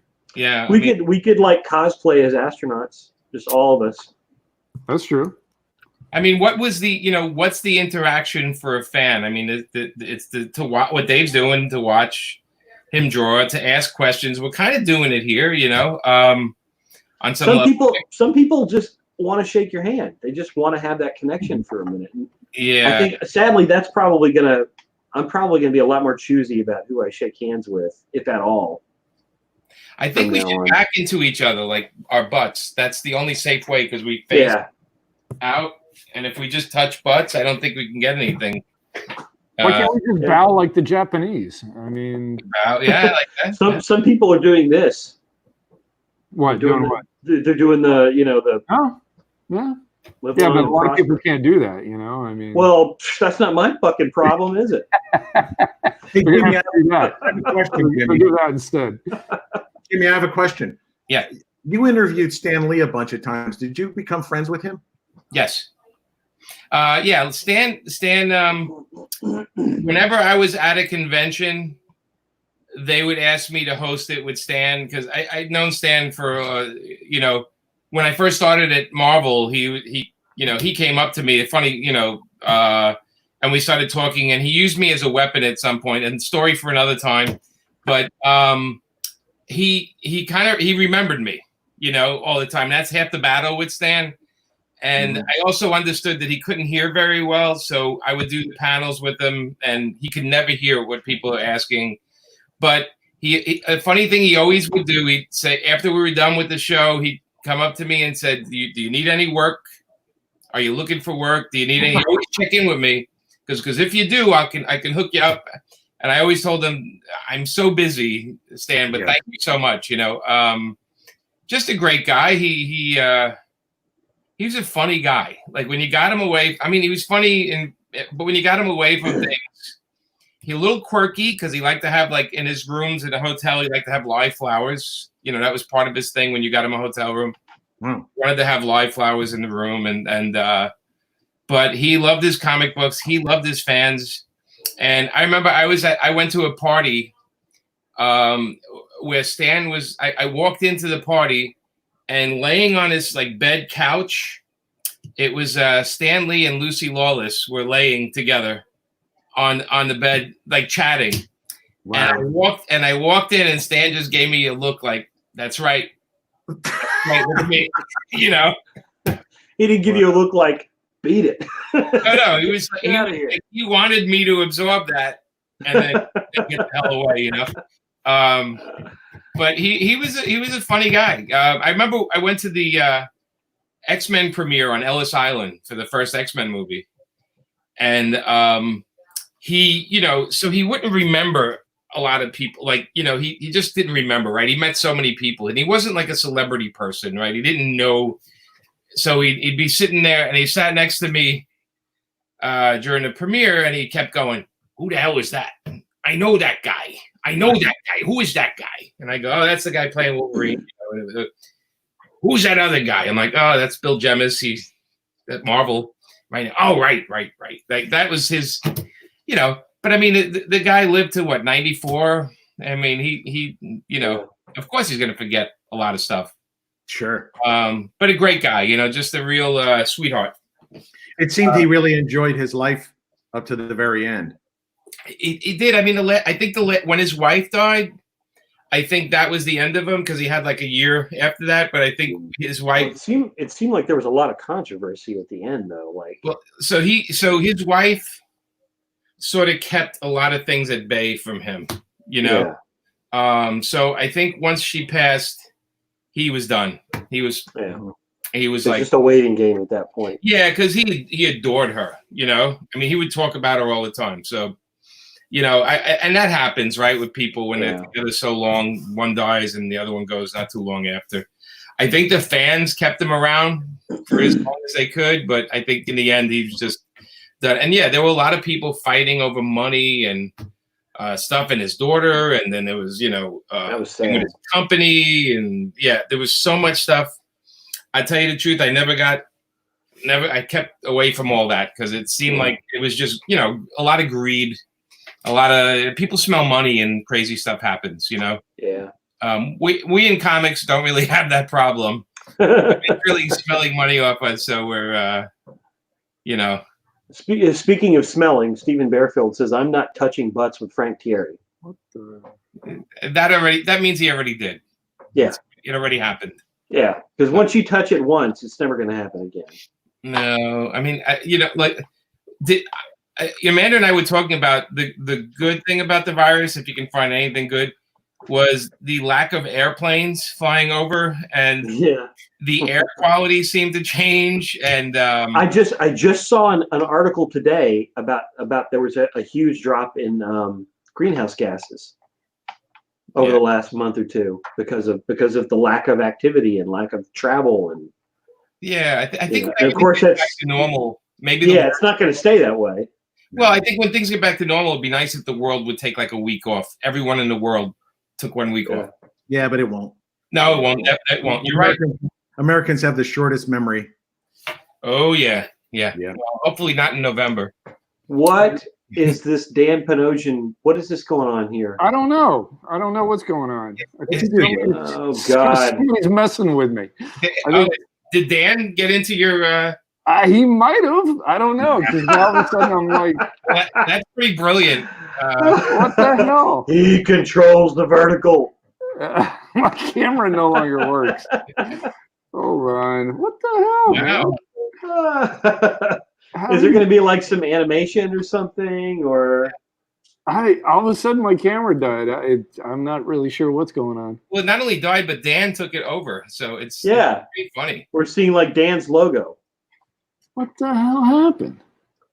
My God, he's everywhere. I don't want to. I'm afraid if I close out and come back, I might not be able to get back in, or it might shut everything down. I think you probably shut everything here. What the hell's going on? Pop XP. How the heck am I? I'm doing great. Well, we can still talk. I mean, you'll just be Dan. Can you do an impression of Dan while his logo? But then we can't see you redraw that skull 7 times. Yeah. You know what? I'm starting to understand this now. Maybe Dave does not want us to see the end of this drawing. I think it was Dan. I think Dan screwed me up somehow. Dan is like a supervillain. He's like in his lair, like laughing and abusing his henchmen. And hey, Steve Bearfield had a great question for you guys. What are the artists and writers you'd like to work with who you've not previously collaborated with? Oh man, you want to go first? Man, I feel real lucky. I've worked with so many great artists and writers. Thank you. I'm still the world's biggest Steranko fan. Oh, wait a minute. He did a couple covers for me now that I think about it. Yeah, he did. Yeah. Right, he did. I'd have to think about that. I think the answer is some people, some guys and gals who are not around anymore, who I wish I never even met Jack Kirby. Yeah.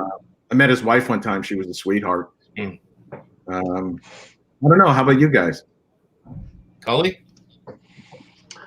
There are, a number of kind of almost, I think Azzarello and I worked together almost worked together like 3 or 4 times. We still haven't really done anything together. It'd be fun to work with him on something. Yeah, it won't be that fun. He and I were just going to do a project, and he just fucked me on it. So I'm my favorite guy at the moment.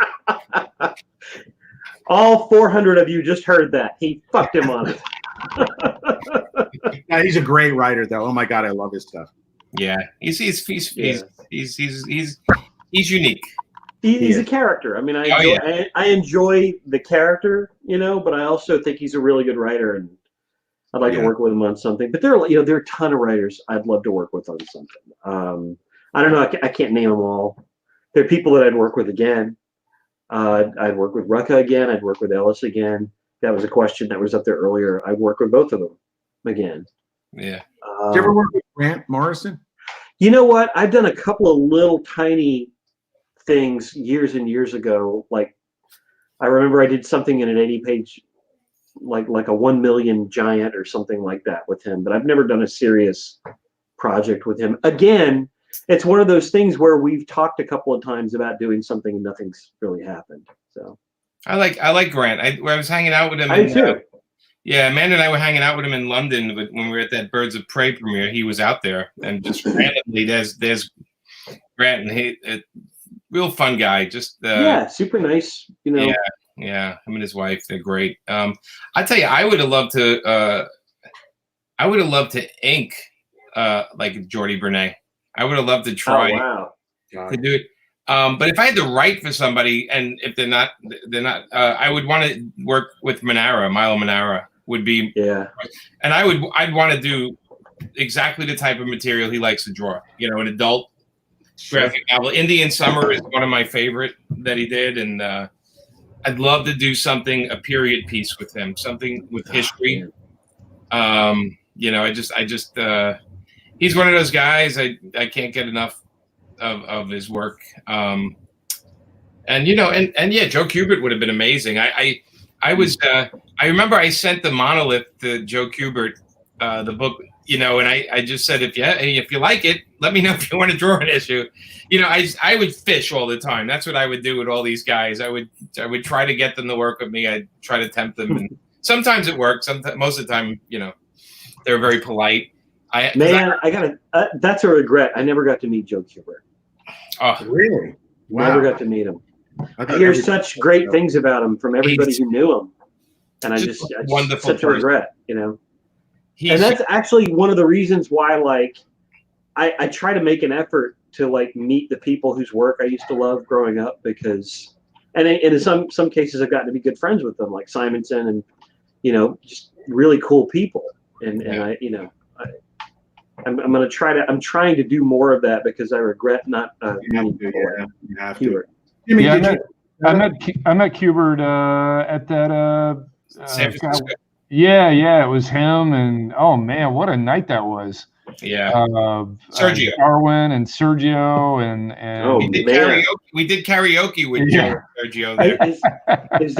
Is that the video of you and Darwyn that I've seen doing karaoke? Yeah, that's that night. Yeah. Okay.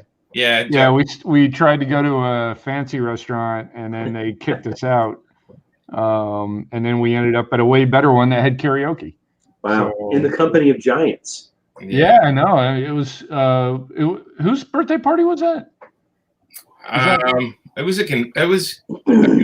It wasn't a birthday. Oh, I thought it was a birthday party. I don't think so. Oh, I thought it was some kind of celebration, but I could be. I guess I'm wrong. Joe was when I was a comic fan, like before I was professional. I would, if he was at a show, I would go to Joe Kubert. So by the time I was working in the business, I met him a bunch of times already. And then I would go up to the school and watch him draw. You know, he loved if you just came up and would bullshit while he was sitting there. He would just draw, and I'd just be talking to him.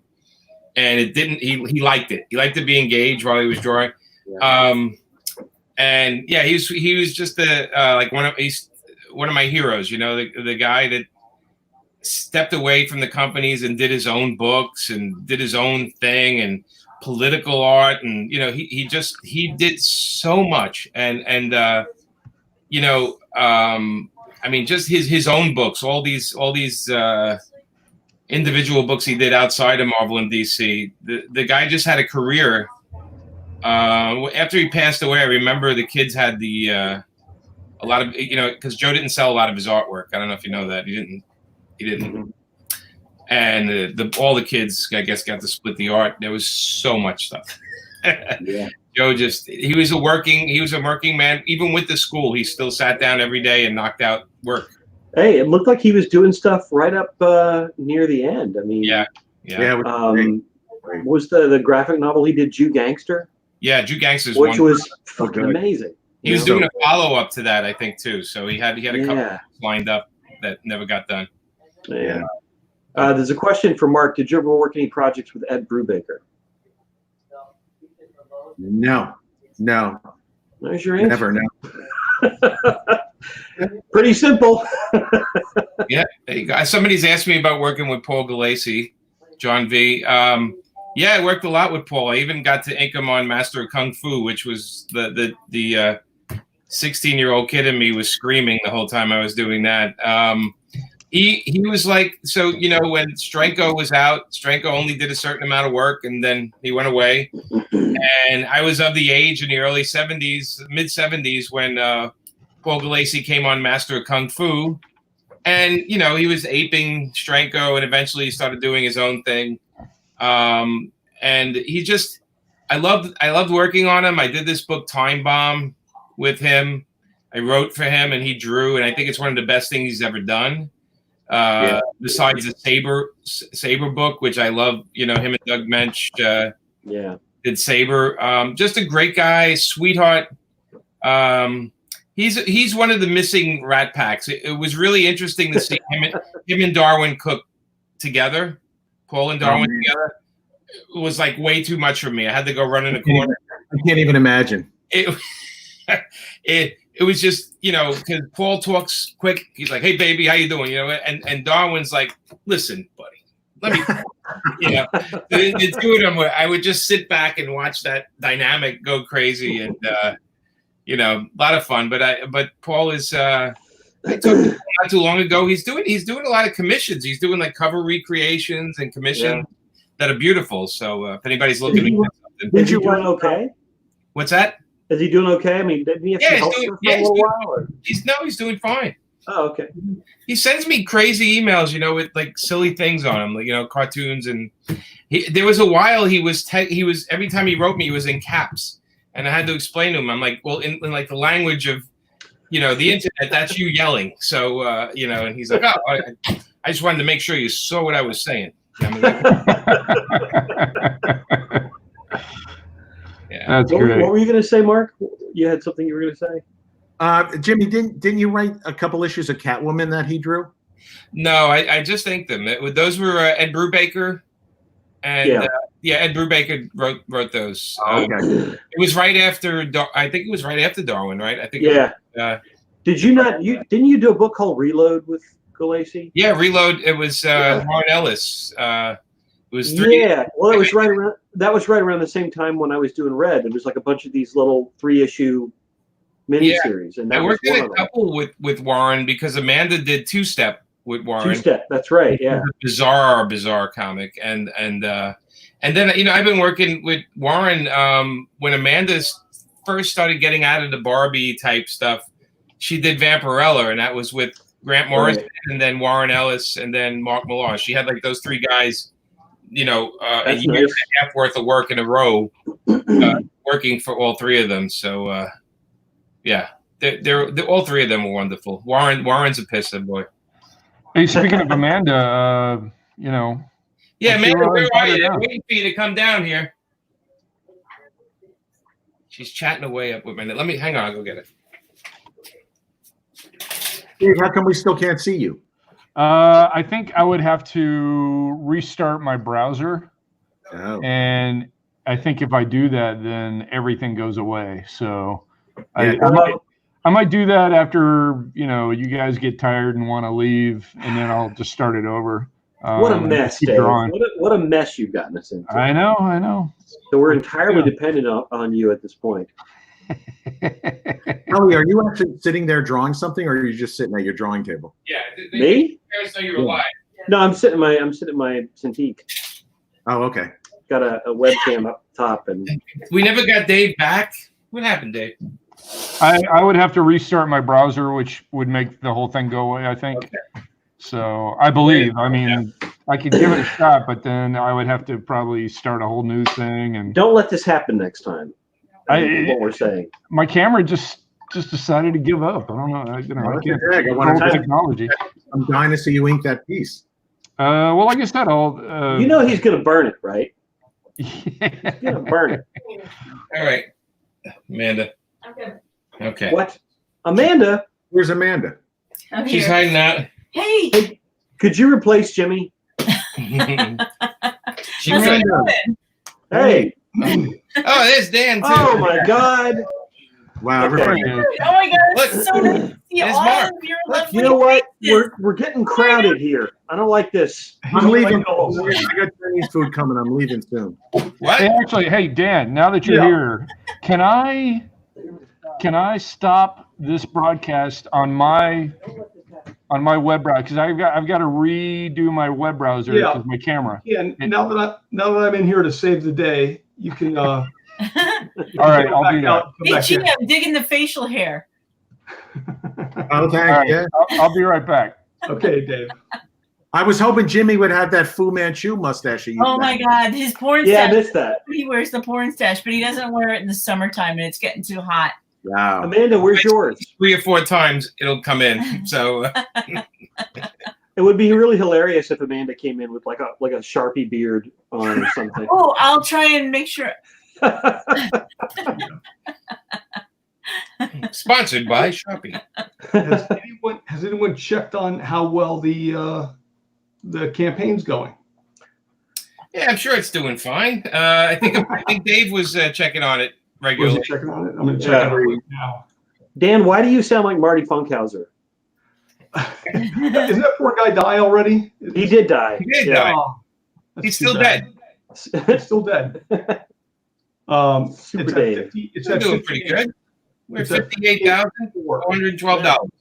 Yeah. And You gotta get 1,338 backers. Nice. How many people do we have in the chat? Let's I, see. I don't know. Dave has those stats, I think. I think Dan does too.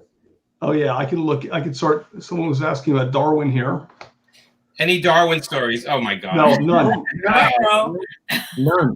Yeah, you stay there for a second. I can get my cup. See, this is what it's like when we have a pro here moderating things and showing us questions. Because Dave wasn't doing this.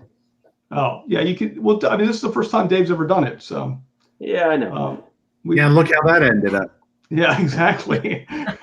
My favorite part was right before I checked in. I wanted to check how it was going. And I saw that Dave's icon had changed into mine briefly. So Yeah, we were thinking you did it.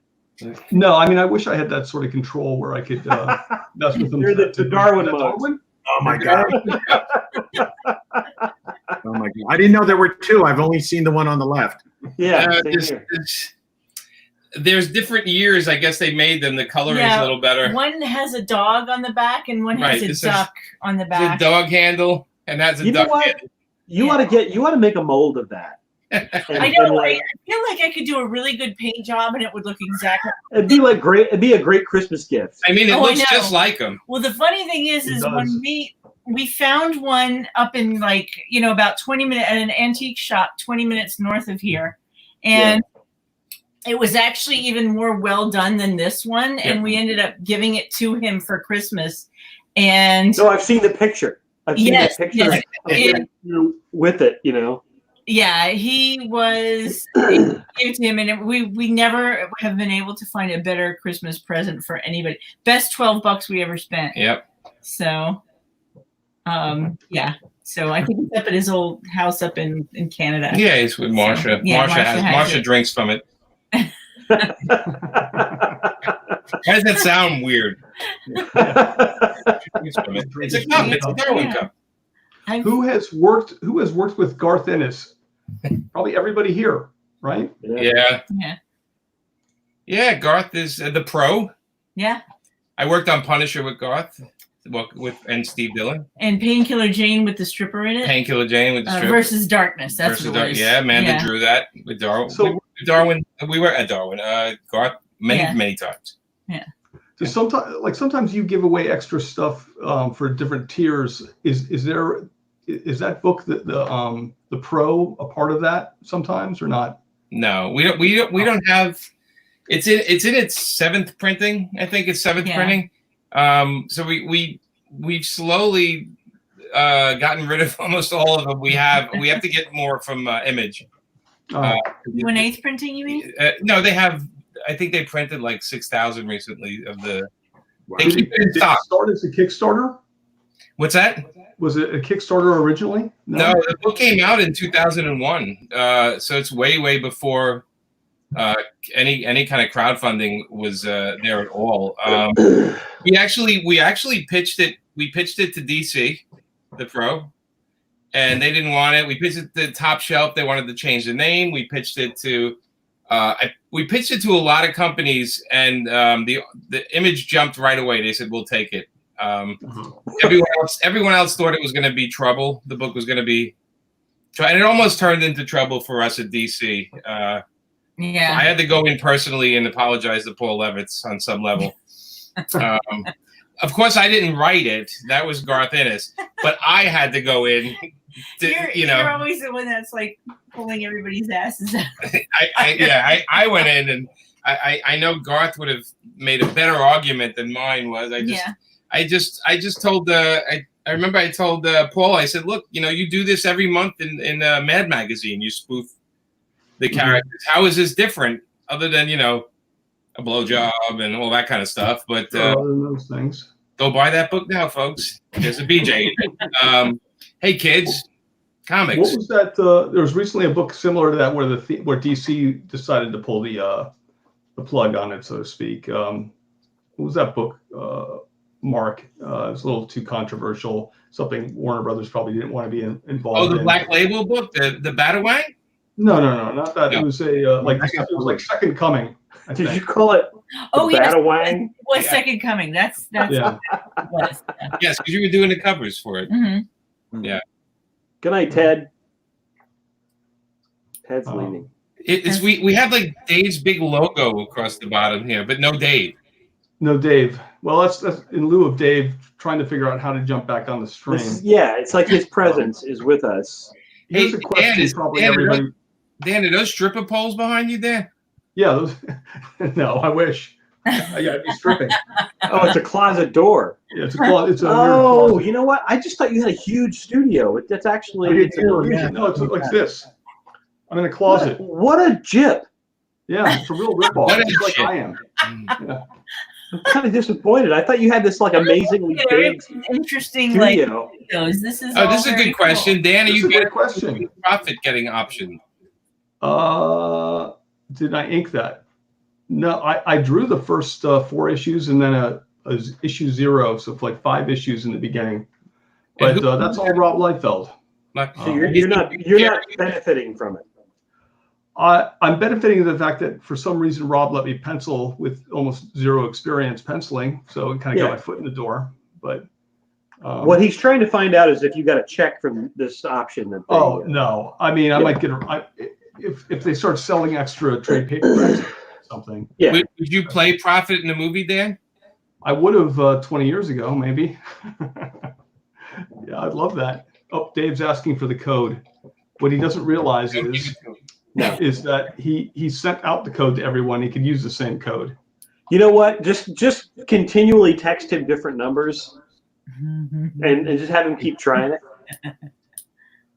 That's what I would do. You'll hear an explosion by the Chinese theater. That would be Dave. Hold on, I'll let you guys have it for a second while I deal with Dave. Yeah, there you go. Look how clean Cully's room is. I know. I'm like so. I love how you're looking at one corner. Well, we know about the floor. We know about that. There's not shit all over the floor, so apparently I have a clean office.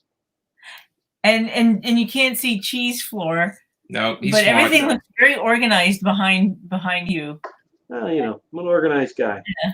That is a thing for the pandemic, is that people are zooming in on these talks of celebrities and looking at what's on their bookshelves. I know. I've seen that. Yeah, and there's people like talking about that, and Well, what I'm wondering is how are people curating what's on their bookshelf? Like you'll see some actor or whatever, and they'll have all these like really deep thinking, like political books, and stuff. And I'm like, you're not really reading that. No, they probably raided like the library right before or something. Yeah. They're probably not even real books. They're probably just like boxes with covers on them. Yeah. If it's a celebrity, it's planned out. Trust me. Yeah. Everyone on there is sponsored by somebody.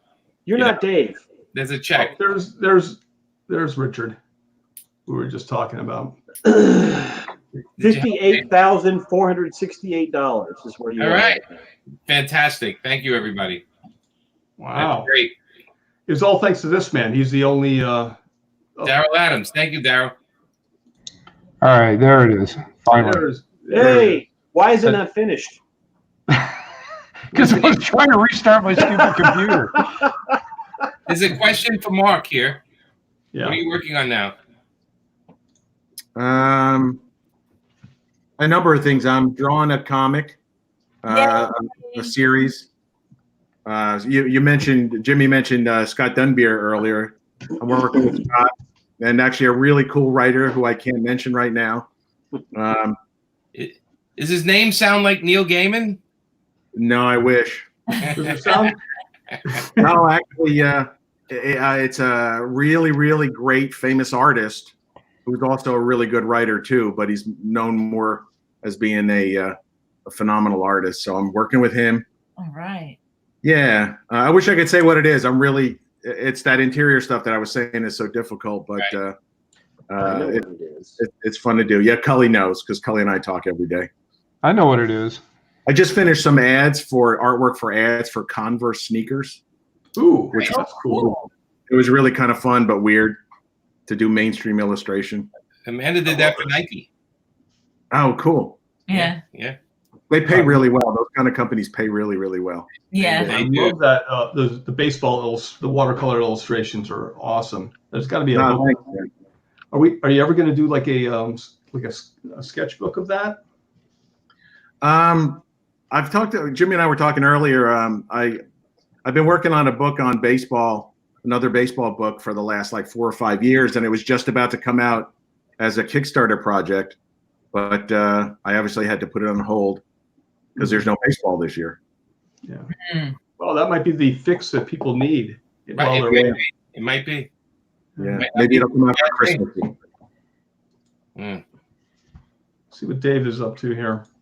Oh, he's putting ink on it. I'm finally inking it. Yay. Now, which character is this? Right. That skull looks a little weird. What do you think, Mark? I like the old skull better. Should I erase it and start all over again?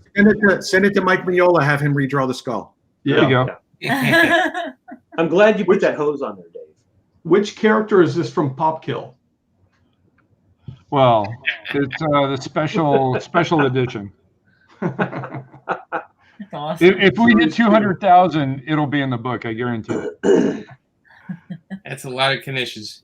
Yeah. But the next Kickstarter is called Dead Astronaut. Yeah. Not really. I'm just making that up. But that would be cool. Dan Panosian, what are you working on these days? I am adapting a book by a famous Chinese author, but it's like Mark. I can't really say too much about it, but I'm writing and drawing it. And when you're doing an adaptation, you're interpreting it, you're adapting it. So I can't really claim I'm writing it, but that's what I'm doing at the moment. I have a story for DC Comics. I'm doing a Wonder Woman story, and then I got a project at Boom that I'm writing that hasn't been announced yet, and then one at AWA that hasn't been announced. Both of them are writing projects with great artists attached. And I'd love to just that'd be a whole show just talking about how amazing these artists are. But I'm sure I'll be letting everybody know soon enough. And one of them's a biography, right? Yeah. Yeah. What's the Arnold Schwarzenegger thing? The Arnold Schwarzenegger thing is every year he does it. It used to be called the Arnold Classic, and now it's called Arnold's Fitness Classic. And it's Arnold's, as you can tell lately by his Twitter, he's a very interesting guy. His Instagram with the donkeys and everything. Arnold loves drawing, so there's a lot of comic book people at these shows. So he has bodybuilding show. It's a bodybuilding show. It's a fitness show. It's a strongman competition. But there's also discussions about art. So Arnold asked if I could draw a poster of him as Conan, and I did something the previous year, but this year they're going to make a special poster of it. And I was supposed to go to the Arnold Classic, or I guess it's the Arnold Fitness Classic, and be on a panel with him. Have lunch with him. We're supposed to work out possibly. To me, that was like Valhalla. That was everything for me. And then of course, this virus thing hit and everything got canceled. I think he was one of the first guys who said, we got to cancel this convention, this big show, because it's just too much. and my heart kind of broke a little bit. But they'll just use it for next year, and in the meantime, that was a big career high. I was very nervous doing it, but I think we could all make you feel better if you close your eyes. We'll each do an Arnold imitation, saying how great you are. Cully, go ahead first. Okay. Close your eyes. Cully will jump right in there. Close your eyes, Dan. All right. I'm not going to play this. You're off. Let's just get him right off the stream. Dave. That's about as close as I got. Good job, Dave. Fantastic. Dave for the win. Yeah, and actually on that note, I got to cut out, guys. It's 9. We are at exactly 2 hours. Yeah, I got to get going. Get some dinner. Cool. Mark's about to turn into something. Mark, it was a real pleasure having you on. It was great seeing you guys. You too. Thanks for the invite. Hey, thanks for breaking your cherry. I hear you. Oh. Now we're gonna expect you to be on more. Yeah. Anytime you want. All right, buddy. How do I get off of this thing? What button Just do I close the tab. What's that? Yeah, there should be a thing that says leave studio. Go for it. Okay. Hey, he's gone. Let's talk about Mark. Oh yeah. God, I got a lot to say We about love him. Yeah, love it. We miss him at DC, that's for sure. Boy, Oh, yeah. we do. We do. Yeah, I think he's very missed by everybody there. It's true. Yeah. Not as much as Dan misses Arnold, but close. Yeah, it's close. Yeah. Does he call you, Dan, or does he write you an email? You know what? We also wanted to draw a little bit. We were going to sit down and just draw. I was like, how crazy is that? Yeah. I was excited. Oh. No, I've never spoken with him. That was going to be the first time. I was, meditating, trying to center myself so I wouldn't, just be a blathering idiot or just, shaking. As I shook his hand. I mean, that's my like Jack Kirby or in Cully's case, who's Martha Stewart or whatever. Yeah. Have you ever hugged him? I would hug him. Yeah. He'd probably break my spine. Did you see when that kid like did a jump kick and kicked him in the back? Yeah. And he wasn't expecting any, barely, he didn't fall or move, and he's there's a reason they call him the Austrian oak. Yeah. A leaf hitting him. Yeah. Why do we have Dave's logo across everybody down here? See what Dan did that. We're splitting the drink and draw thing up into sub categories. So Dave has his own channel within the channel. Okay. All right. You want to see mine? You want to get excited? Yeah. Mm-hmm. I like that one better. Barbarian's Roadhouse. Yeah. That's. Where's mine? You want to host the show? You want to host the show? No, I just want a logo. Oh. Send me the logo. I'll see what I can do. Okay. Do we have any more questions? We need people. Hey, Cully, I see it looks like you have a dog bed behind you. Where's the dog? That's where Cully sleeps. The dog is in one of her mini beds. She's probably upstairs asleep with Elisa right now. Oh. Oh, okay. But she's like my studio mate. She's like keeps me company during the day. Oh, she's a good girl. What kind of dog? She's a lab pointer mix. Oh, okay. Comic Sans, no, thank you. That's not going to work for me. How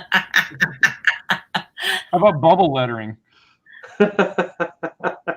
Could you do it in something just really like 80s? I want it really 80s. Ooh, yeah. Like Future Man. Yeah, like that computer lettering that has the weird boxes kind of built into the letters. Do that. Yeah. Like an old like old video game lettering. Well, they almost do that for every single font now. They'll do like the 8-bit version of it and say it's computer lettering version. Yeah. Yeah, like the Future Man logo or whatever, from. By the way, Dave's loving Future Man so much. Futterman. Awesome. I am loving that show, man. I knew you guys would love it. I like what's his name? Walk? What? No, not Walk. What's his name? Wolf. A wolf? I love Wolf. Yeah. Corey Wolfhart. Corey Wolfhart. Now, I haven't watched this show mainly because Dave recommended it. So should I watch it? Yeah, it's totally worth seeing. You It's- have to Okay. watch a show. I'll take that recommendation from anybody but Dave. It's probably I'm not. not a big fan of Dave's show recommendations. Yeah. Let's be honest, Dan. You're not a fan of most things that I like. So whether it's music or movies or TV shows. That's why he likes you a lot, because you hate yourself.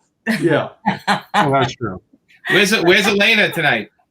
Elena has had a rough day. Elena is probably just reading a book or paying bills. Her favorite thing to do in the whole world. Here we go. Largest food for Dave for a couple of minutes would be swell. It would be. That's so cool. I want to learn how to do teeth like Dave. Dave does the best imperfect teeth. Yeah. Jack Kirby. Sort I of might gritted, say- kind of, you can Jack just see them rubbing together. Yeah. Just look at Jack Kirby. That's all I did. Oh, there you go. Of course. The teeth you draw, they grind right in front of you. Yeah. Yeah. Well, I call them teeth. So how you start. You got to start with the right name, Kelly. Here's a question for Is Jimmy. it licensable in theory? Sure. In theory. In theory, it is. Yeah. Why wouldn't it be? Yeah, not the film rights though, but other things. Other things. Sure, other things can be made. Can even be made. So yes. Good. Someone agrees. Future Man is hysterical. I don't know what it is. I haven't seen it. It's fantastic. I love it. Or it's pretty great, depending on Yeah. how you phrase it. I thought you were really not enjoying the second season, Jimmy.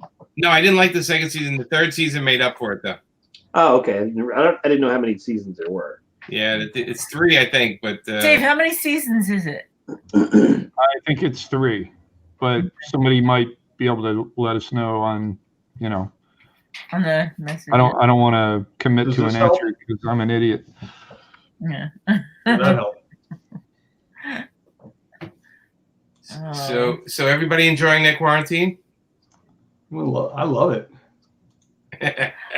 I was saying before, I was feeling guilty for enjoying the peace and quiet, all this horrible shit was going on, and I'm but we have 2 bald eagles that come into our yard.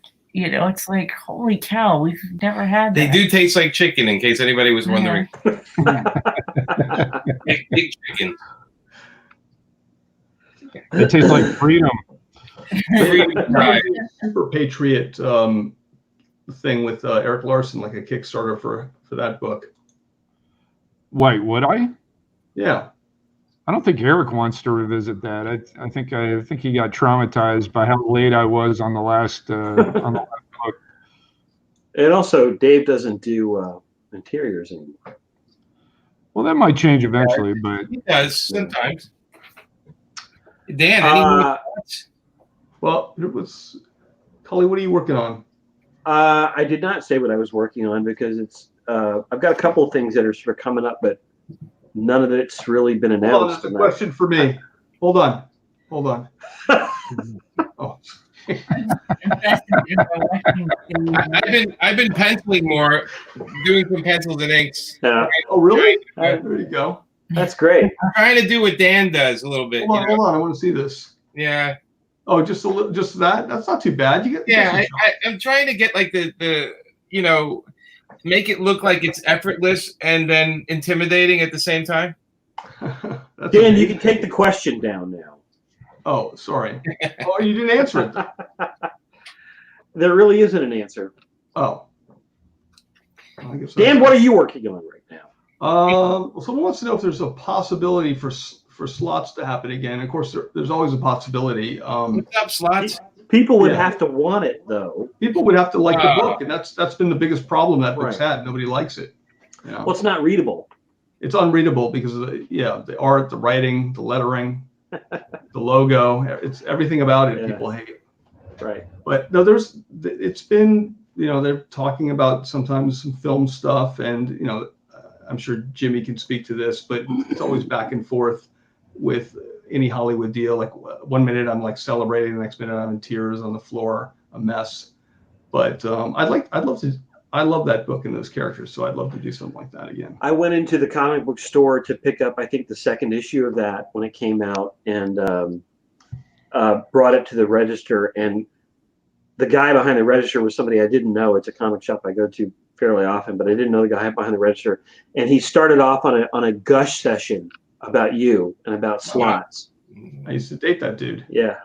Well, I've never been back. I've never gone back. Peterson? What was that about Brandon Peterson? Yeah. Was that Brandon Peterson talking up Dan because he likes to talk about Dan? Yeah. Maybe. There we go. Look at this. Slots could be a Netflix movie. I'd love that. Absolutely. Sure. For a little while, there was some discussion, and it'll always come back, just like all these things sort of come back. Don't you have an in with Netflix?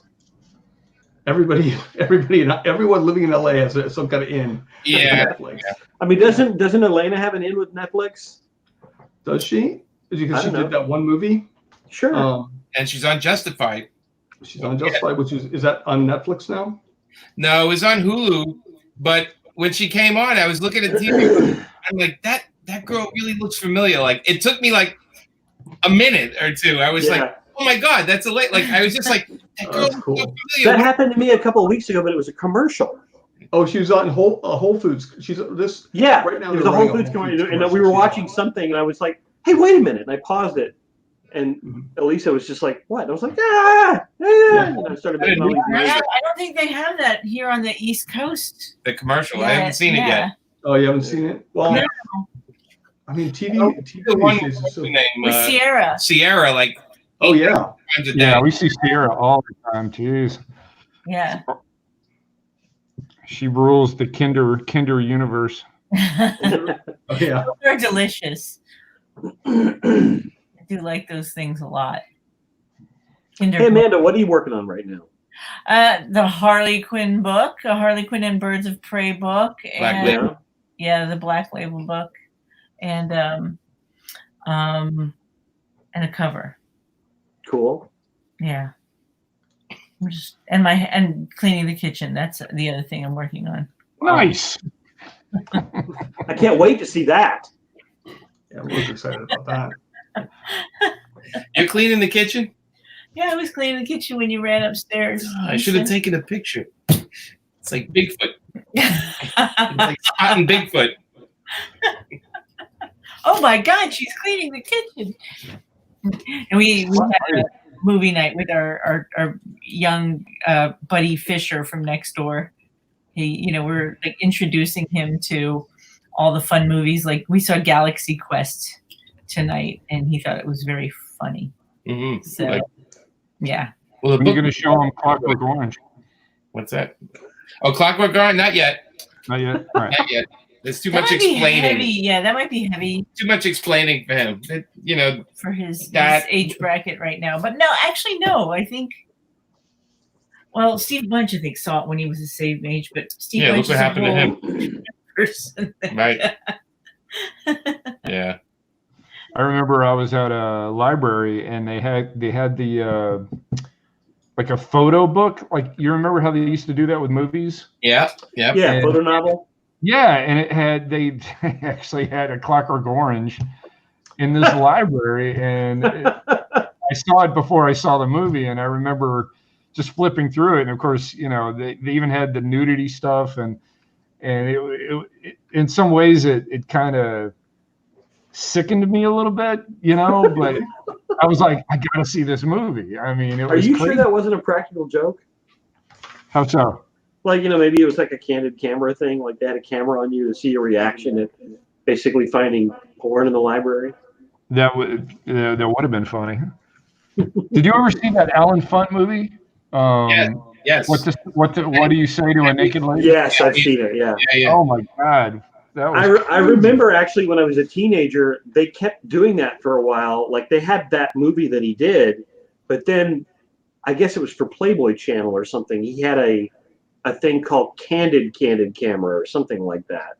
No, and it was basically the same thing. It was like, let's put a camera on this poor day worker or whatever, and have a naked lady walk in and see what he does, and it's, I mean, it was just one of those things where, like, even at like 16 or 17 years old, after a while, I'm kind of going, this joke is really getting old. You know, I mean, I know she's naked and all, but come on. And you were at the time watching it, so. Oh yeah, over and over. I would only watch like 30 seconds at a time, though. There you go. Boy, it's fascinating to watch David do There you this. go. Dave, we A lot of have things about Jock Dave next fascinating. week, right? Or this Thursday? Yeah, we got Jack again, and then do you want to announce our guest after that yet, or do you want to keep that under wraps? I guess we can announce it.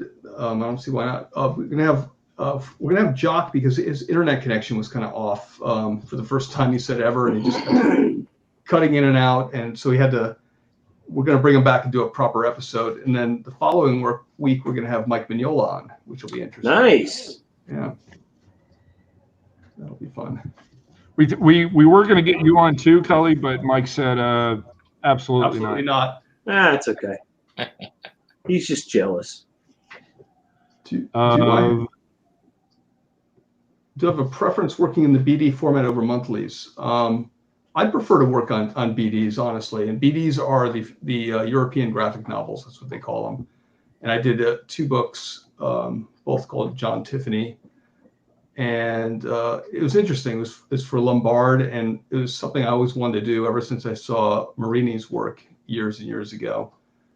So it was kind of cool to, they take you around. It's interesting that you do a book tour. So you go from city to city all over France, and it's a really nice process. That most of these artists and writers over there do maybe 1, maybe 2 books a year. They put a lot of work into them. Dan, is that only available in Europe, or is there an American edition that you can get? There's not. I did a translation, but I think it was printed maybe in Great Britain, and we're always negotiating, trying to get the rights to print book 1 and book 2 here at Image Comics. Yeah. And what we'll have to do is wrap up the story by doing like an additional 12 pages or something. So by the way, hey Dan, how hard was it to translate into to English? Yeah, it's my new profession, doing adaptations. So. No, I mean for the English audience. I mean, you said you had to do a translation for the English. Elena speaks and can write in French, so it was pretty. I had a special helper. So you didn't have to do one for the English audience. No, I did. The joke's not. It's not landing. Yeah, I know. I was trying. It's not landing. Dave. Hey, one more time. That joke. Yeah.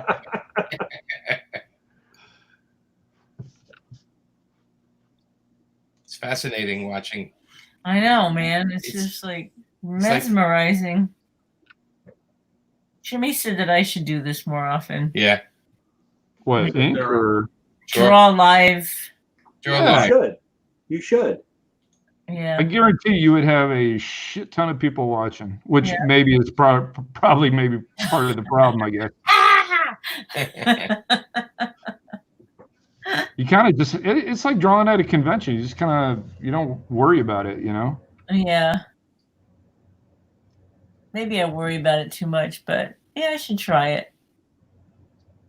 Or draw something ahead of time and just ink, See, that's not a bad idea. Yeah. That's actually, I generally try to do just like a rough of something first, but right. you're still doing like, He likes it rough. He likes a rough trade. How did we get here? And can we stay?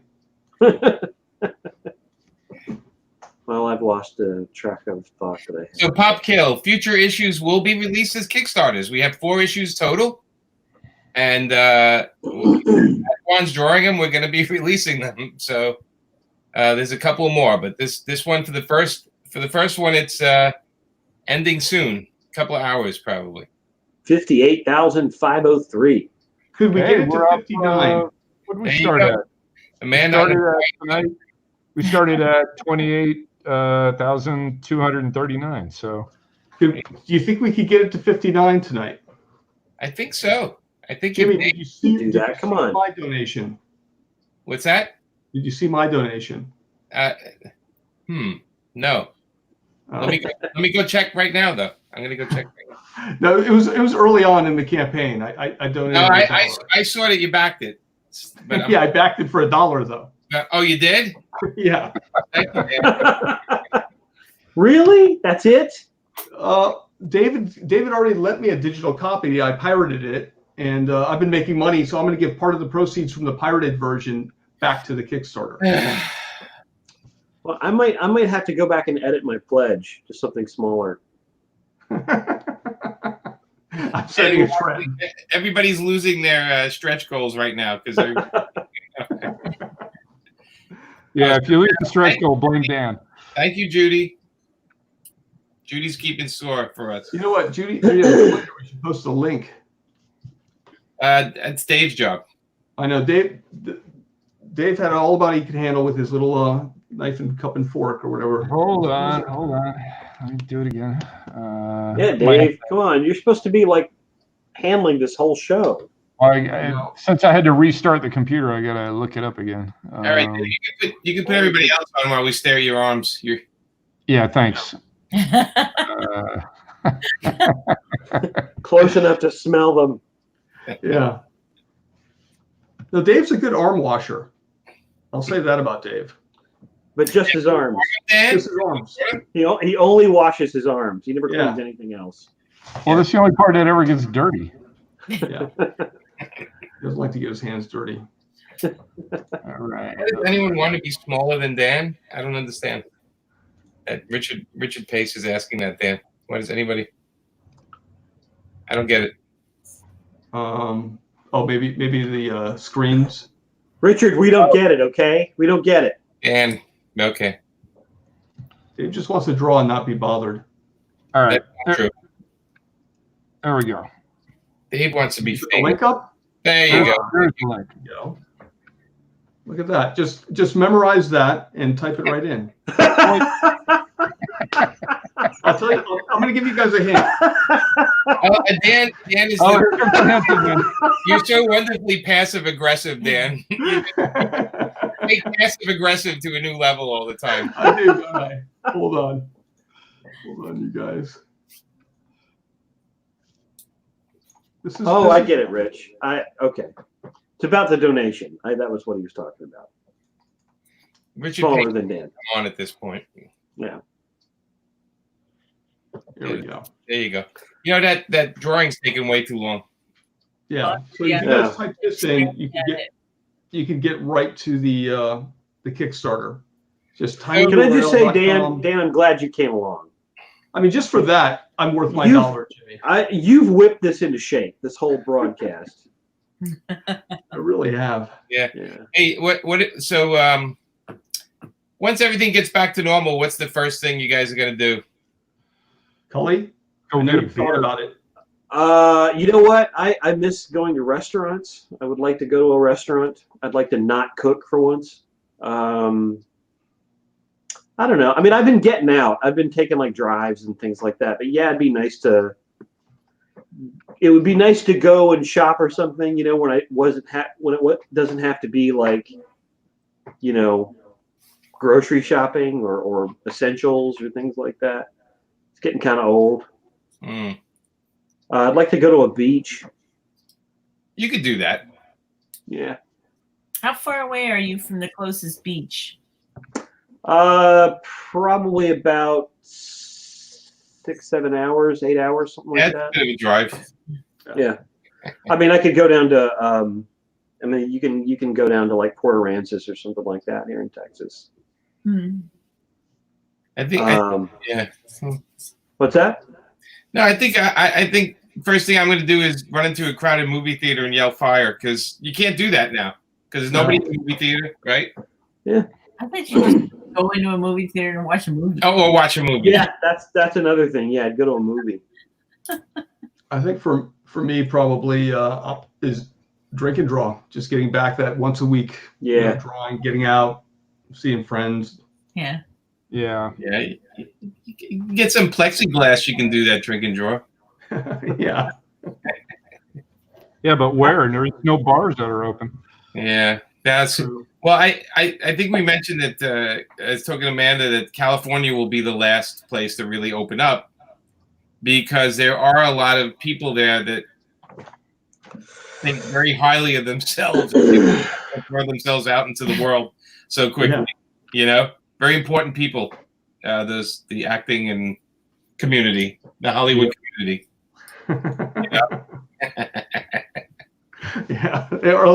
Some people have said that. Here and there. Dave, is this going to be in color? No. Tonight? I mean, this is a marathon, right? That's how it's been billed. So your aim is to finish this right when the Kickstarter ends, right? In 7 hours? You have 7 hours, Dave. Hey, maybe. You never know. I might just keep working on it. I'm going to answer Stephen Beerfield's thing about the campaigns. Add-ons to the pledge. I'd back to get Amanda's cover, but would like to get Dave's naughty cover. Okay, so here's the thing, like with Kickstarter is you have to use a different credit card to get different things. You can't back something, and we don't do the backer kit because they take 10% of your complete total just to offer that one little backer kit where they say you can do add-ons. It's really ridiculous and overpriced. So I will say that eventually you can check. Well, if Dave's the thing with Dave's cover is it's limited to what's there. So if it's sold out, it's actually sold out. That's about why that actually makes it truly collectible as opposed to some of these things that are like thousands and thousands of copies. Yeah, we only overprint by a couple, and that's just for damages, just in case we get mail damages. But other than that, like Amanda's cover and Dave's cover, that's the only place you can get it. And I think they're almost sold out. I think Dave's is getting there. Is the Amanda one ever going to be like put on the internet or Twitter or Instagram, or are you guys going to keep that a secret throughout the whole thing? So only people that get the Kickstarter get to see that cover. You know what? You can't. Once we send it out, people post it a lot. Oh, yeah, they'll post it. Sure, yeah. Yeah. So I meant officially. But we try to keep it a little secret. That's the fun of getting it. Yeah. We were talking about the second when we do the second issue to maybe do a like a blind cover. So we'll do like 100 of them, and you won't know who drew it. Like did a sketch on it, and just enlist a bunch of artists to do. Pay them a couple of bucks and to do some sketches on them, and then you buy a blind. You don't know who you're going to get. People love a lottery aspect of this kind of stuff. Mm-hmm. They love the mystery box. That's what they love. They love Dave's mystery box. Yeah. A lot of comments about that tonight. I can't put them Jimmy. all up. Hey, Jimmy. Yeah. I found the bumper car tables. You did. Show me. How do I put a link up here? Just type it into the comments and I'll post it. Okay. Because talking about a restaurant or place, a restaurant, was it? How do I don't know how to make a comment. Well, if you go on YouTube and you have the sound off on YouTube, because otherwise we're going to hear a delay. I see what you're saying. And then table that's around you. Okay. And then you can type it in. So it forces you to socially distance? Yeah, it's like wearing a big dress that's a table with food on it. I kind of want to try that. Is that going to be the first restaurant that you go to, Cully? What's that? Is that going to be the first restaurant that you try? Yeah, I'm going to go to Baltimore and Oh, it's in Baltimore. Yeah. It's a question for Amanda. Oh, I ink with thank you, Kelly. It's making that funny noise again. I ink with something called a Kuretake Zebra Superfine pen, and it comes from Jet Pens. In fact, it looks like Dave. Dave, what are you inking with right now? Yeah, it's the Kuretake. Yeah, it's not the one that Dan has. Yeah, mine's the PK2. Yeah, that's it's not that one either, actually. Oh, the blue one is a good one. No, it is a good one. The one that Dan has, the blue one. Oops. Hey Dan, I just tried to enter this in the chat and it won't let me do it. That's because we blocked you. Oh, okay, that makes sense. I see it. I saw it, Cully, on our thing. Actually, here it is. Yeah, I can do this. Let's see. It's weird. It hasn't come through. Yeah, it won't let me do it. It says that I can't put a web address in the chat. And it has like although this one I think you can take the www out and it'll. All right, let me try that. and people can just, because the .com will work just fine. I don't know if you guys noticed, but I'm a bit of a web genius. No, won't let me do it. Gene. Look, guys, look. Yeah, there we go. That is ridiculous. That is completely ridiculous. Oh, come on. But you guys thought I was lying. Look at that. It's like you can orbit a planet with them. Yeah. I want to Great ideas. like face plant one. Oh yeah. I'm watching. I mean, they're rolling them out of the back of the truck. Are they just producing people with tables back there? It's like a factory. Yeah, how many of those people fit in there? Talk about the worst job ever. Look at that. I could think of the worst job. Fish dude. Yeah, you guys didn't believe me. Look. Okay, and there they go. Oh, look, hey, here, take this drink. Look, those guys just got sick. Okay, he just passed it. Look at these morons. Come on. This is ridiculous. People are having fun. You guys don't want to go to a restaurant like that?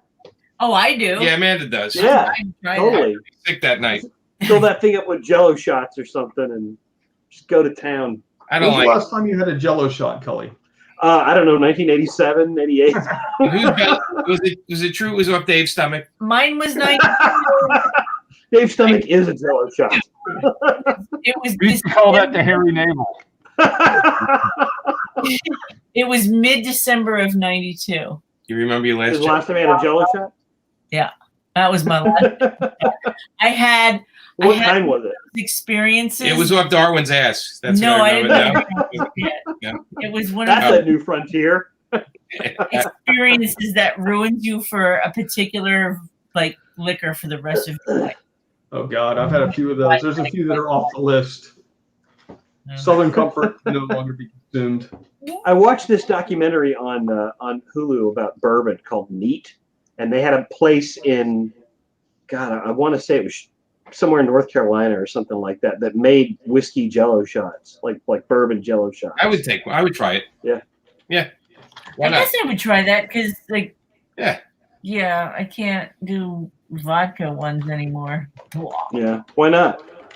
What's wrong with Because vodka? 1992, I went to a bar in this is with my ex-husband and a bunch of his friends. We went to a bar in Manhattan called Aces and Eights, and it just turned into an evil night of drinking. And I feel so bad.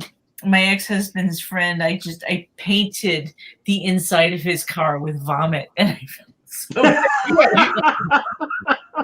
It was so bad. You've done that with Amanda, one time we were driving. But that was gin, and that I still drink. Amanda, we were in the car, and I'm driving. I'm passing the Verrazano Bridge on the Bell Parkway, and Amanda's like doing that, and then she puts her hands in front of it and cheese grates the throw up. It comes out between.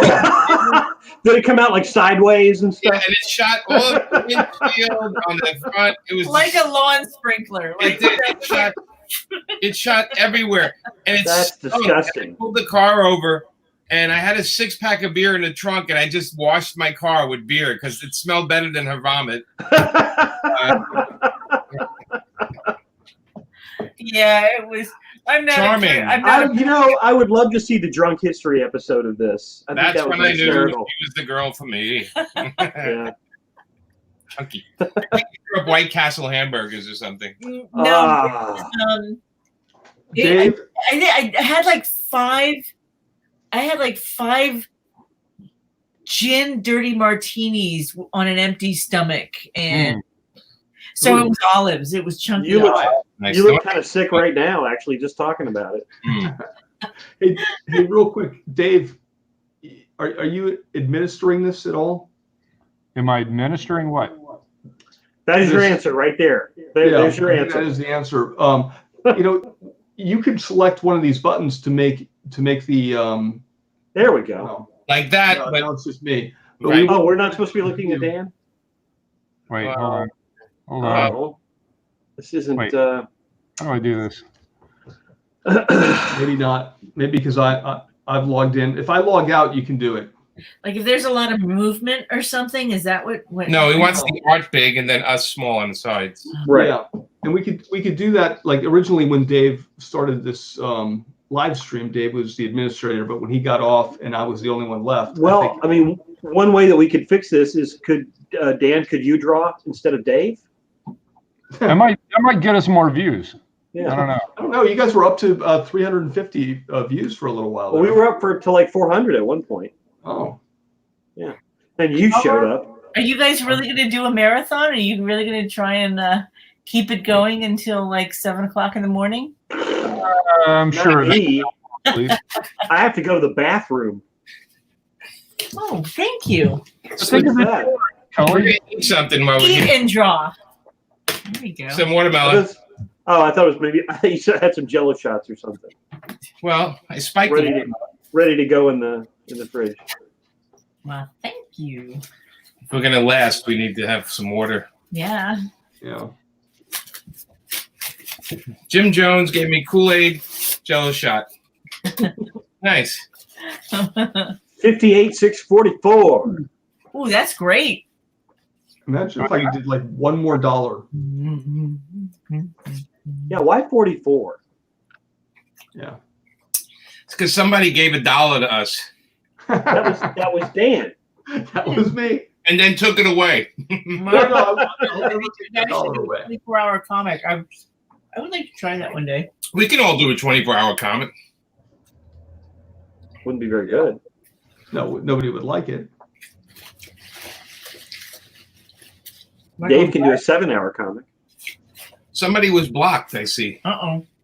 Well, so I don't know how to work this. That's why we have Ben doing this part. But he was basically fishing for like go to his account to download his music, and he started doing not just one, but a few of them. I don't mind if someone does that like maybe once or something, but if the whole thing is just going to be a platform for somebody else, we're trying to sell Pop Kill, damn it. Right. Yeah. Big Surge. Is that sarcasm? No, it's for real. No. A Big Surge? There was a bunch. Big Surge from Present, whatever. 58,500 a little while ago. Yeah. Oh, 60, yeah, look at that, man. 58,503 is what it was before. It was 58 315. So it was 58,503 after that. Right. Oh. If you get it up to 100,000, Dave will strip naked. Yeah, in the next hour. So please don't get it up there. Yeah.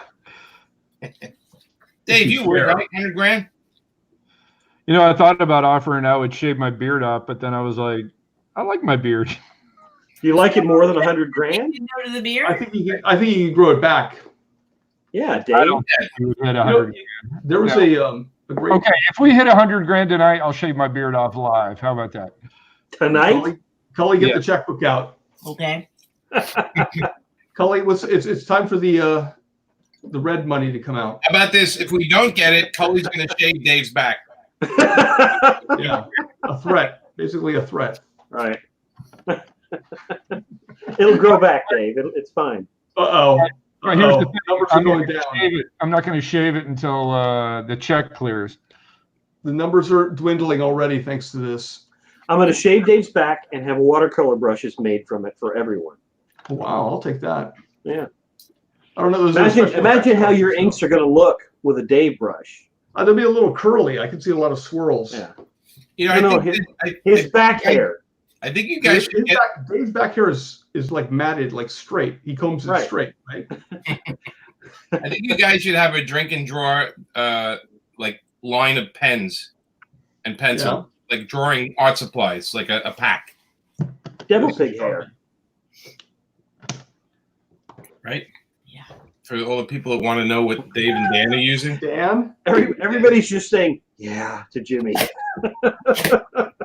Yeah. Whatever you want, Jimmy. Okay. Thank you. Fuck you, Cully. Fuck you. Nice. There he is. Nice. Now this is called inking, right? Yeah. This For is something. She's pretty. Dave, is her hair red? It's whatever Is it you ever want not? it to be, Jimmy. It's whatever you want it to be. Hey, it's your drawing. But I'm doing it for you. All right. Whoa. I've seen several dick jokes tonight with Dave's name. Yeah, that's pretty cool. Seems to happen a lot. Yeah. Inking with a Johnson might give people. I think they'd have the right idea. Yeah. Oh, I forgot to say about the pen, the Zebra Kuretake pen. You can get it on Jet Pens. Jet pens. Oh, I love those. I love those. Yeah. I use those a Anyone have a favorite project they want to talk about? Favorite project. Well, I was putting plants in my yard. That was interesting. That's my favorite project. That's my favorite project right now. Comic wise, it's been slow. But I mean, do you have a favorite project from your career? Yeah, maybe. I don't know. Amanda, you have one favorite project that I've been working on? Yeah, it's something you did in the past that you love doing. You mean like my entire life, or like in the past, like the past 12 minutes? Your career. Your career. Well, I did love doing the pro. That's All for right. sure. There you go. Harley, Power Girl. Okay, everything you ever did. No, not really, but Harley and Power Girl. I miss your Barbie work. No, you don't. Nobody misses that. So. Girls everywhere. It's true. There are a lot of girls. Yeah, that was. It's funny. I was complaining about when I used to work on Barbie to my mom. Because they. It's like when you do licensing stuff, especially for like a toy company, sometimes the changes that they make seem so arbitrary. And my mom's like, yeah, I know what you mean. And I realized, I was like, oh, holy shit. My mom used to do work for Barbie in advertising. She used to do like illustrations for boxes and stuff like that. And she's like, yeah, they really were a pain in the ass to work for. So I was like, everyone in your family draws. Everyone. Yeah. So my mom actually knew exactly what I felt like. She could totally sympathize. But yeah. There it is. Yes. You want that, folks. Jet pen. But that's not the one that how did you do that? That's not the one that that is a Kuretake pen, but it's not the Zebra. Not that one? No. I get asked all the time. So I take snapshots of some of these things and just send them the picture because everyone wants to know what the magic nib is. Is that your magic nib? That's my particular magic nib. I remember there was an acre when I first started like trying to ape Scott Williams like everybody was doing in the 90s. Yeah. And they're asking me like what the nib was, as if the nib would do the work of Scott Williams. Magically make them draw perfectly. I always get a kick out of, it's like you could use a. But the right nib does help you be better, Well, the right nib. I got to admit, when one of the first pros I met was Bernie Wrightson. And he was sitting there signing autographs in a comic shop, and I asked him, I said, what kind of brush is that? And he wrote it down for me. He said, Winsor Newton Series 7 #3 brush. And that really helped because and he showed me, he says, now make sure you roll it when you put in the ink and you roll it. But that really helped because I was using crappy brushes. Like I just didn't think, I couldn't figure out what was a good brush. That's true. I mean, there are certain things like certain tools that certainly help you achieve a better line or cleaner line. There's a question for Amanda because it's praise for me, but Jimmy, you think Captain Brooklyn will ever see the light? But that's Amanda question. Yeah, that is my first project after Harley and the Birds of Prey is done. That's Captain Brooklyn. Yeah. All right, Frank Thierry will be happy. Yeah. Yeah. Because we want to make Frank happy. Do you think he ever will be happy? Well, I mean, let's be honest.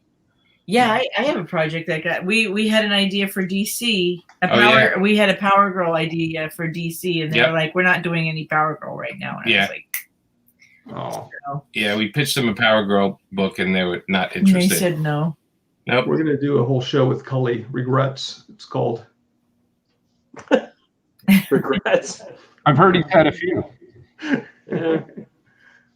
Is there ever a creator you wanted to work with? You had a chance to. I mean, you blew it with Claremont, so that's not going to happen. Who? You. I blew it with Claremont.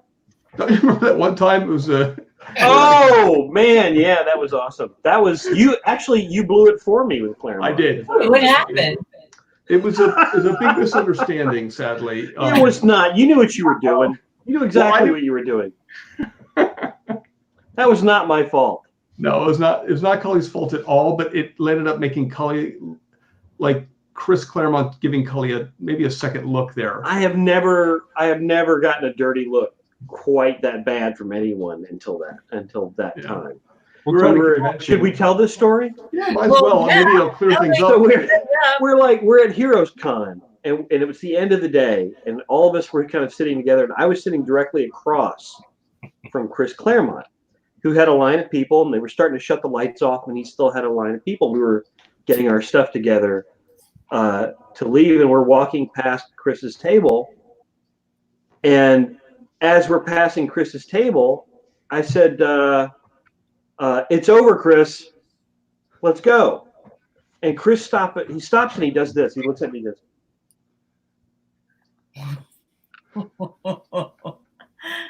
like that, right? And he goes back to signing. And then Dan leans in and he goes, "I don't think he means your career, Chris." Oh, yeah. I was trying to be helpful. And I'm he looks at me again. Another dirty look. And like we get to the hotel and a little bit later, I don't know if you know this, Dan. I'm standing there. I think you were there. I was talking to Tim Sale and Jason Schachter, our art dealer. And I was explaining to them what happened, and I'm like, "Oh my God, this is so embarrassing and everything." And right as I got to the punchline of what Dan had said, Chris walks by and says, "Gentlemen," and just keeps on walking. I'm like, God damn it. I am never going to be on Chris's good side. I've seen Chris since. It's fine, but still. Oh, good. Chris is quite forgiving, actually. He's pretty laid back. Yeah. Yeah, but you know what?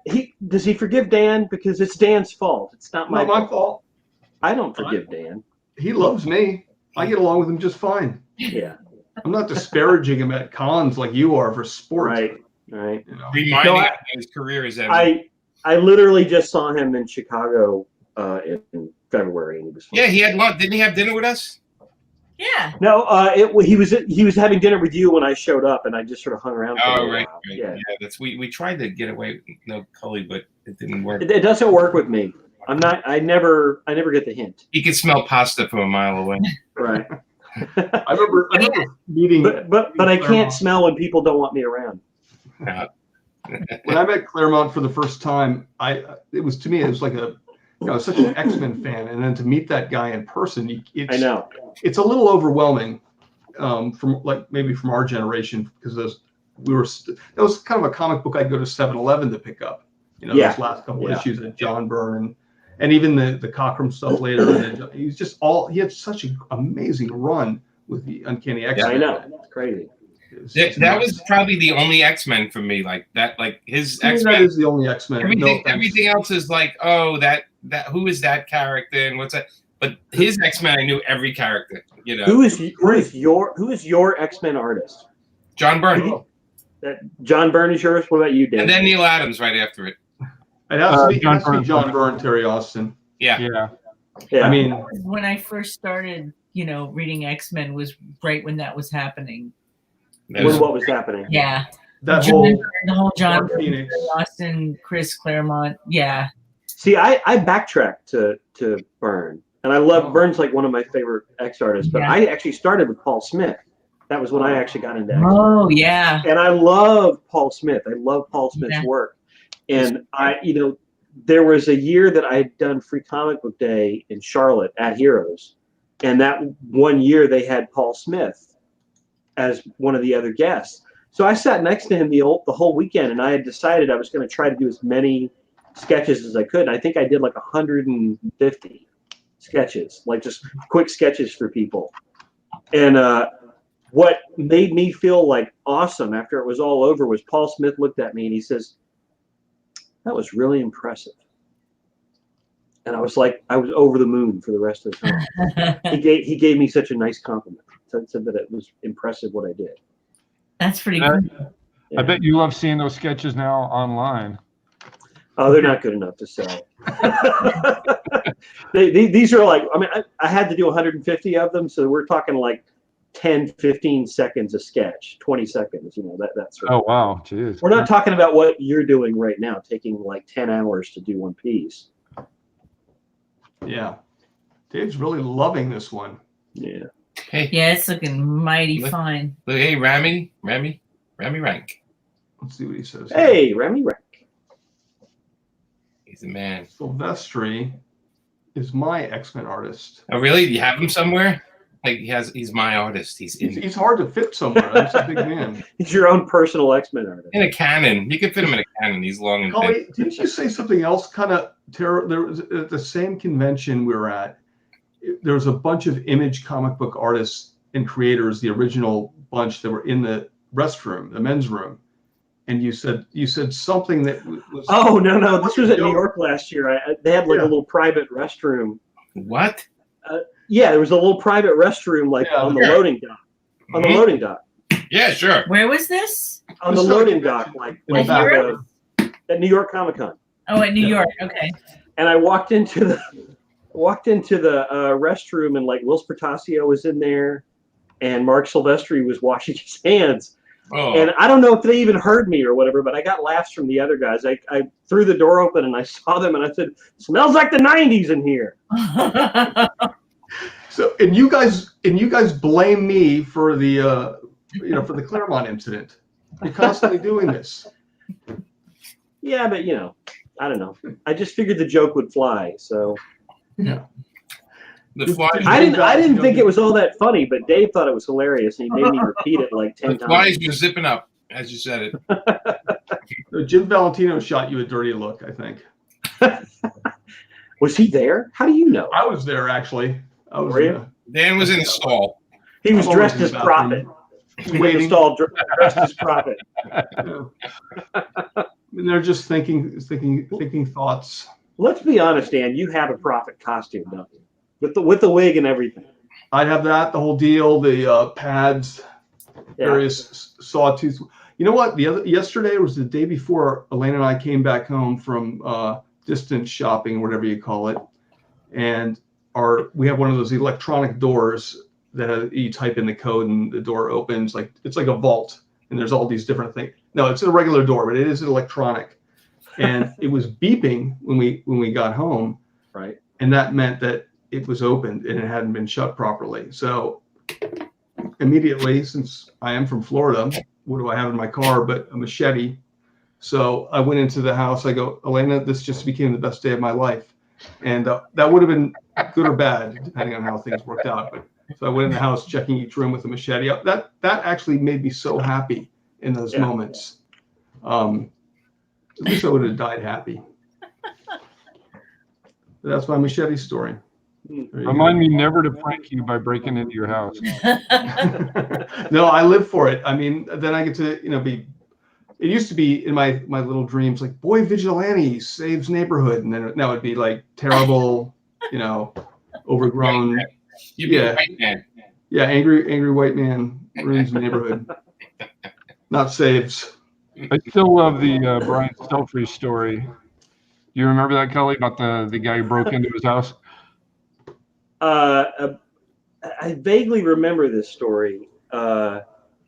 Yeah, he said he came out of the shower. He was butt naked. Yeah, I do remember this story. Yeah. And in his bedroom was another dude, and they just kind of stood there and looked at each other, not knowing what to do. Both of them were in shock. And then they both realized there was a baseball bat in equal distance between them. And Brian got to it first and chased him out of his apartment. And he said he was running down the street butt naked with a baseball bat. And then he realized if the cops came up on that, who are they going to shoot? So he gave up at that point. Smart man. Dave, didn't you didn't you have a intruder in your? Yeah. Oh yeah.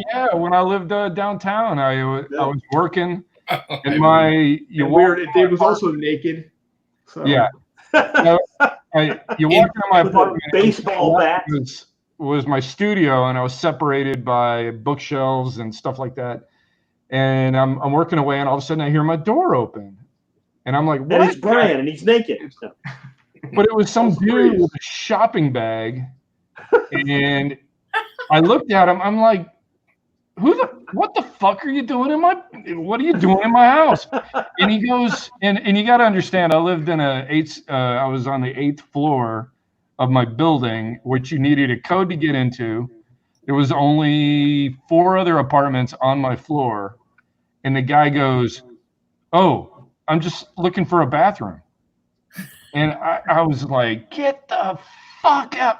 And I had a machete right next to me, but luckily he took off like What crazy. is with all the machetes?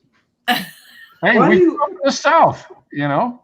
Yeah. I grew up in the South. I never had a machete. You know, my dad has a naked burglar story. Wow. With a machete? My dad,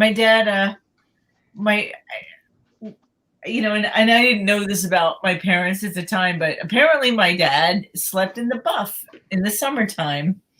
And one night my mom woke up and we kept the bicycles around the side of the house, and we had like a dead end dirt road that we lived on. This is in Connecticut. And my mom hears this noise, and she looks out the window, and these guys are stealing the bikes. And I hear my mom go, "Ow, they're stealing the bikes." And my dad jumps out of bed with not a stitch of clothing on, runs downstairs and goes after the guys. They jump in their car, they tear out of the road, and they turn right towards this island that actually there's like one bridge that goes over the island, and then there's like a canal, and there's only 2 ways on and off the island. And so my dad picked up a big rock and just stood in the middle of the road completely naked, waiting for these guys to come back over the bridge.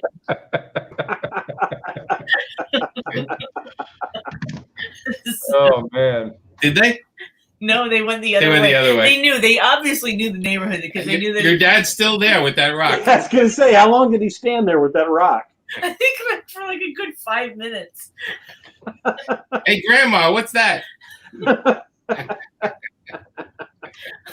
I know, and you're picturing the way he looks now. Yeah. He looks like young Santa now. But this was when he was much younger. I think I was like maybe 13 years old, 14. I had a guy, it was broad daylight. I parked right around the corner from St. Mark's in Manhattan. I had a Ford Escort, like a car, like a piece of crap car. And I parked and I went around the corner to St. Mark's, and I realized I left something in the car. And I walked back, and I'm walking back to the car, and I see this dude. My car door is open on the sidewalk, and this guy's in there going through the glove and throwing stuff over his shoulder like Yoda, like Yoda. And throws stuff, and like I'm walking closer and closer, and I'm going, "That's my car!" Like it's hitting in my head, like it's starting. And the adrenaline's starting going, like, that's my car. That guy's in my car. And I'm watching him throw stuff out, and it's my stuff. Like, I'm watching him throw it. And I grab a garbage pail lid, and I throw it at him like Captain America. And then the guy starts yelling, "I thought it was my car. I thought it was my car." Like, he's yelling. And the people in the neighborhood are coming out of the apartments going, "Leave him alone," because now I'm hitting him at this point. Did he look like this? Yeah. Anyway, and that guy's wearing clothes. And the cops grab both of us and throw us both against the car. And the cop's like, "What the hell's going on here?" And the guy's like, "He's beat me up. He's beat me up." And I said, "Officer, that's my car. This gentleman was inside my car throwing stuff out." And the cop looked at us both and goes, "Okay, all right, we'll take statements."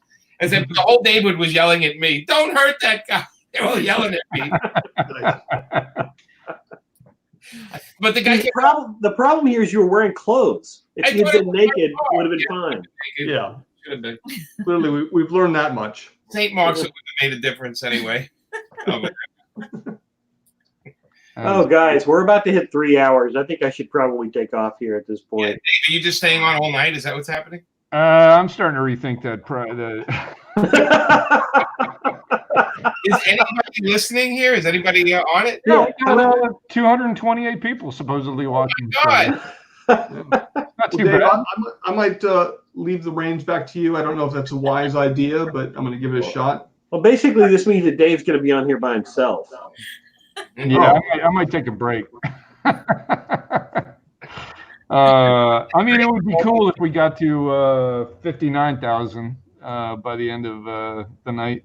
Where are we now? We are at, hold on. Come on. We're at 58,697. If we get to 59, we're gonna buy Dave a camera so we can see him. Yeah. We're gonna wash Dave's arms. We're gonna buy clothing for Dave. Oh, there you go. Whoa. There you go. I thought that was something else for a second.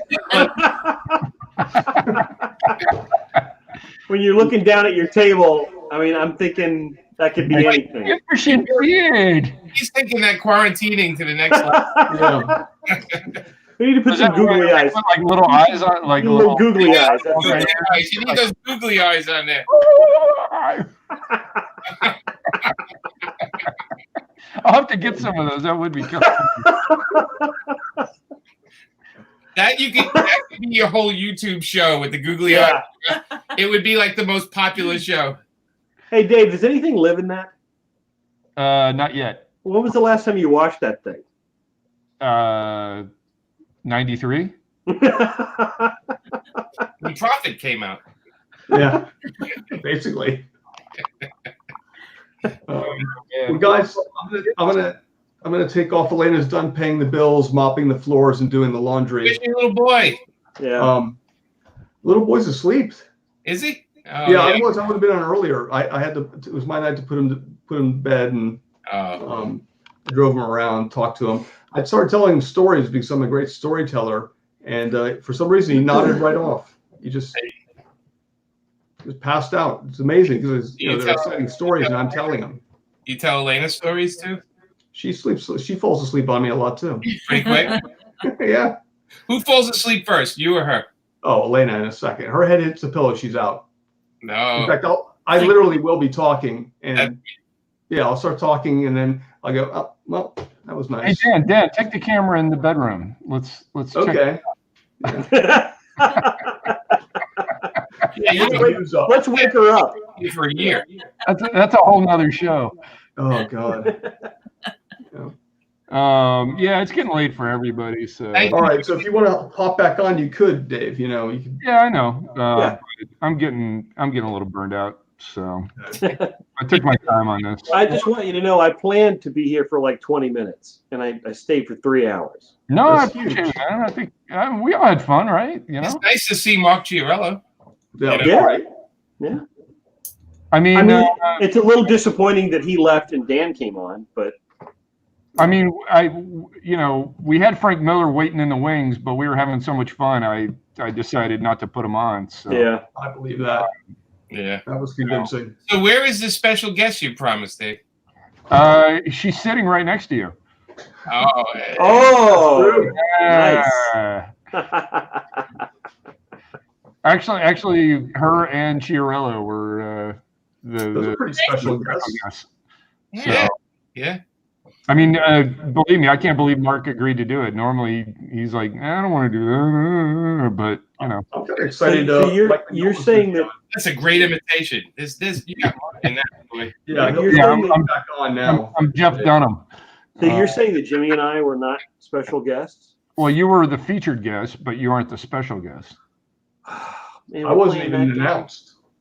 Well, I didn't know if you were coming on or not. So yeah. No, it's okay. Is this officially? So this is officially a drink and draw like side thing. It's on our channel. Yeah. We're all going to be doing. Jeff's got his own station. Dave, myself, and so if we want to do, if Dave just wants to have Cully and talk about the Sit old around and studio shoot days. But will the other drink draw people be upset that you got so many followers watching tonight? No, we want that sub list to go up, so the drink and draw gets up there. Drink and draw's like kind of. You know that they're not here for Dave, though, right? I mean, yeah. Oh yeah, yeah. It was a special guest thing. People love a mystery. I think we're gonna have to. No, I think it's a featured guest thing. Oh well. If we're here for me and Jimmy. And the weird art, Yeah. Yeah.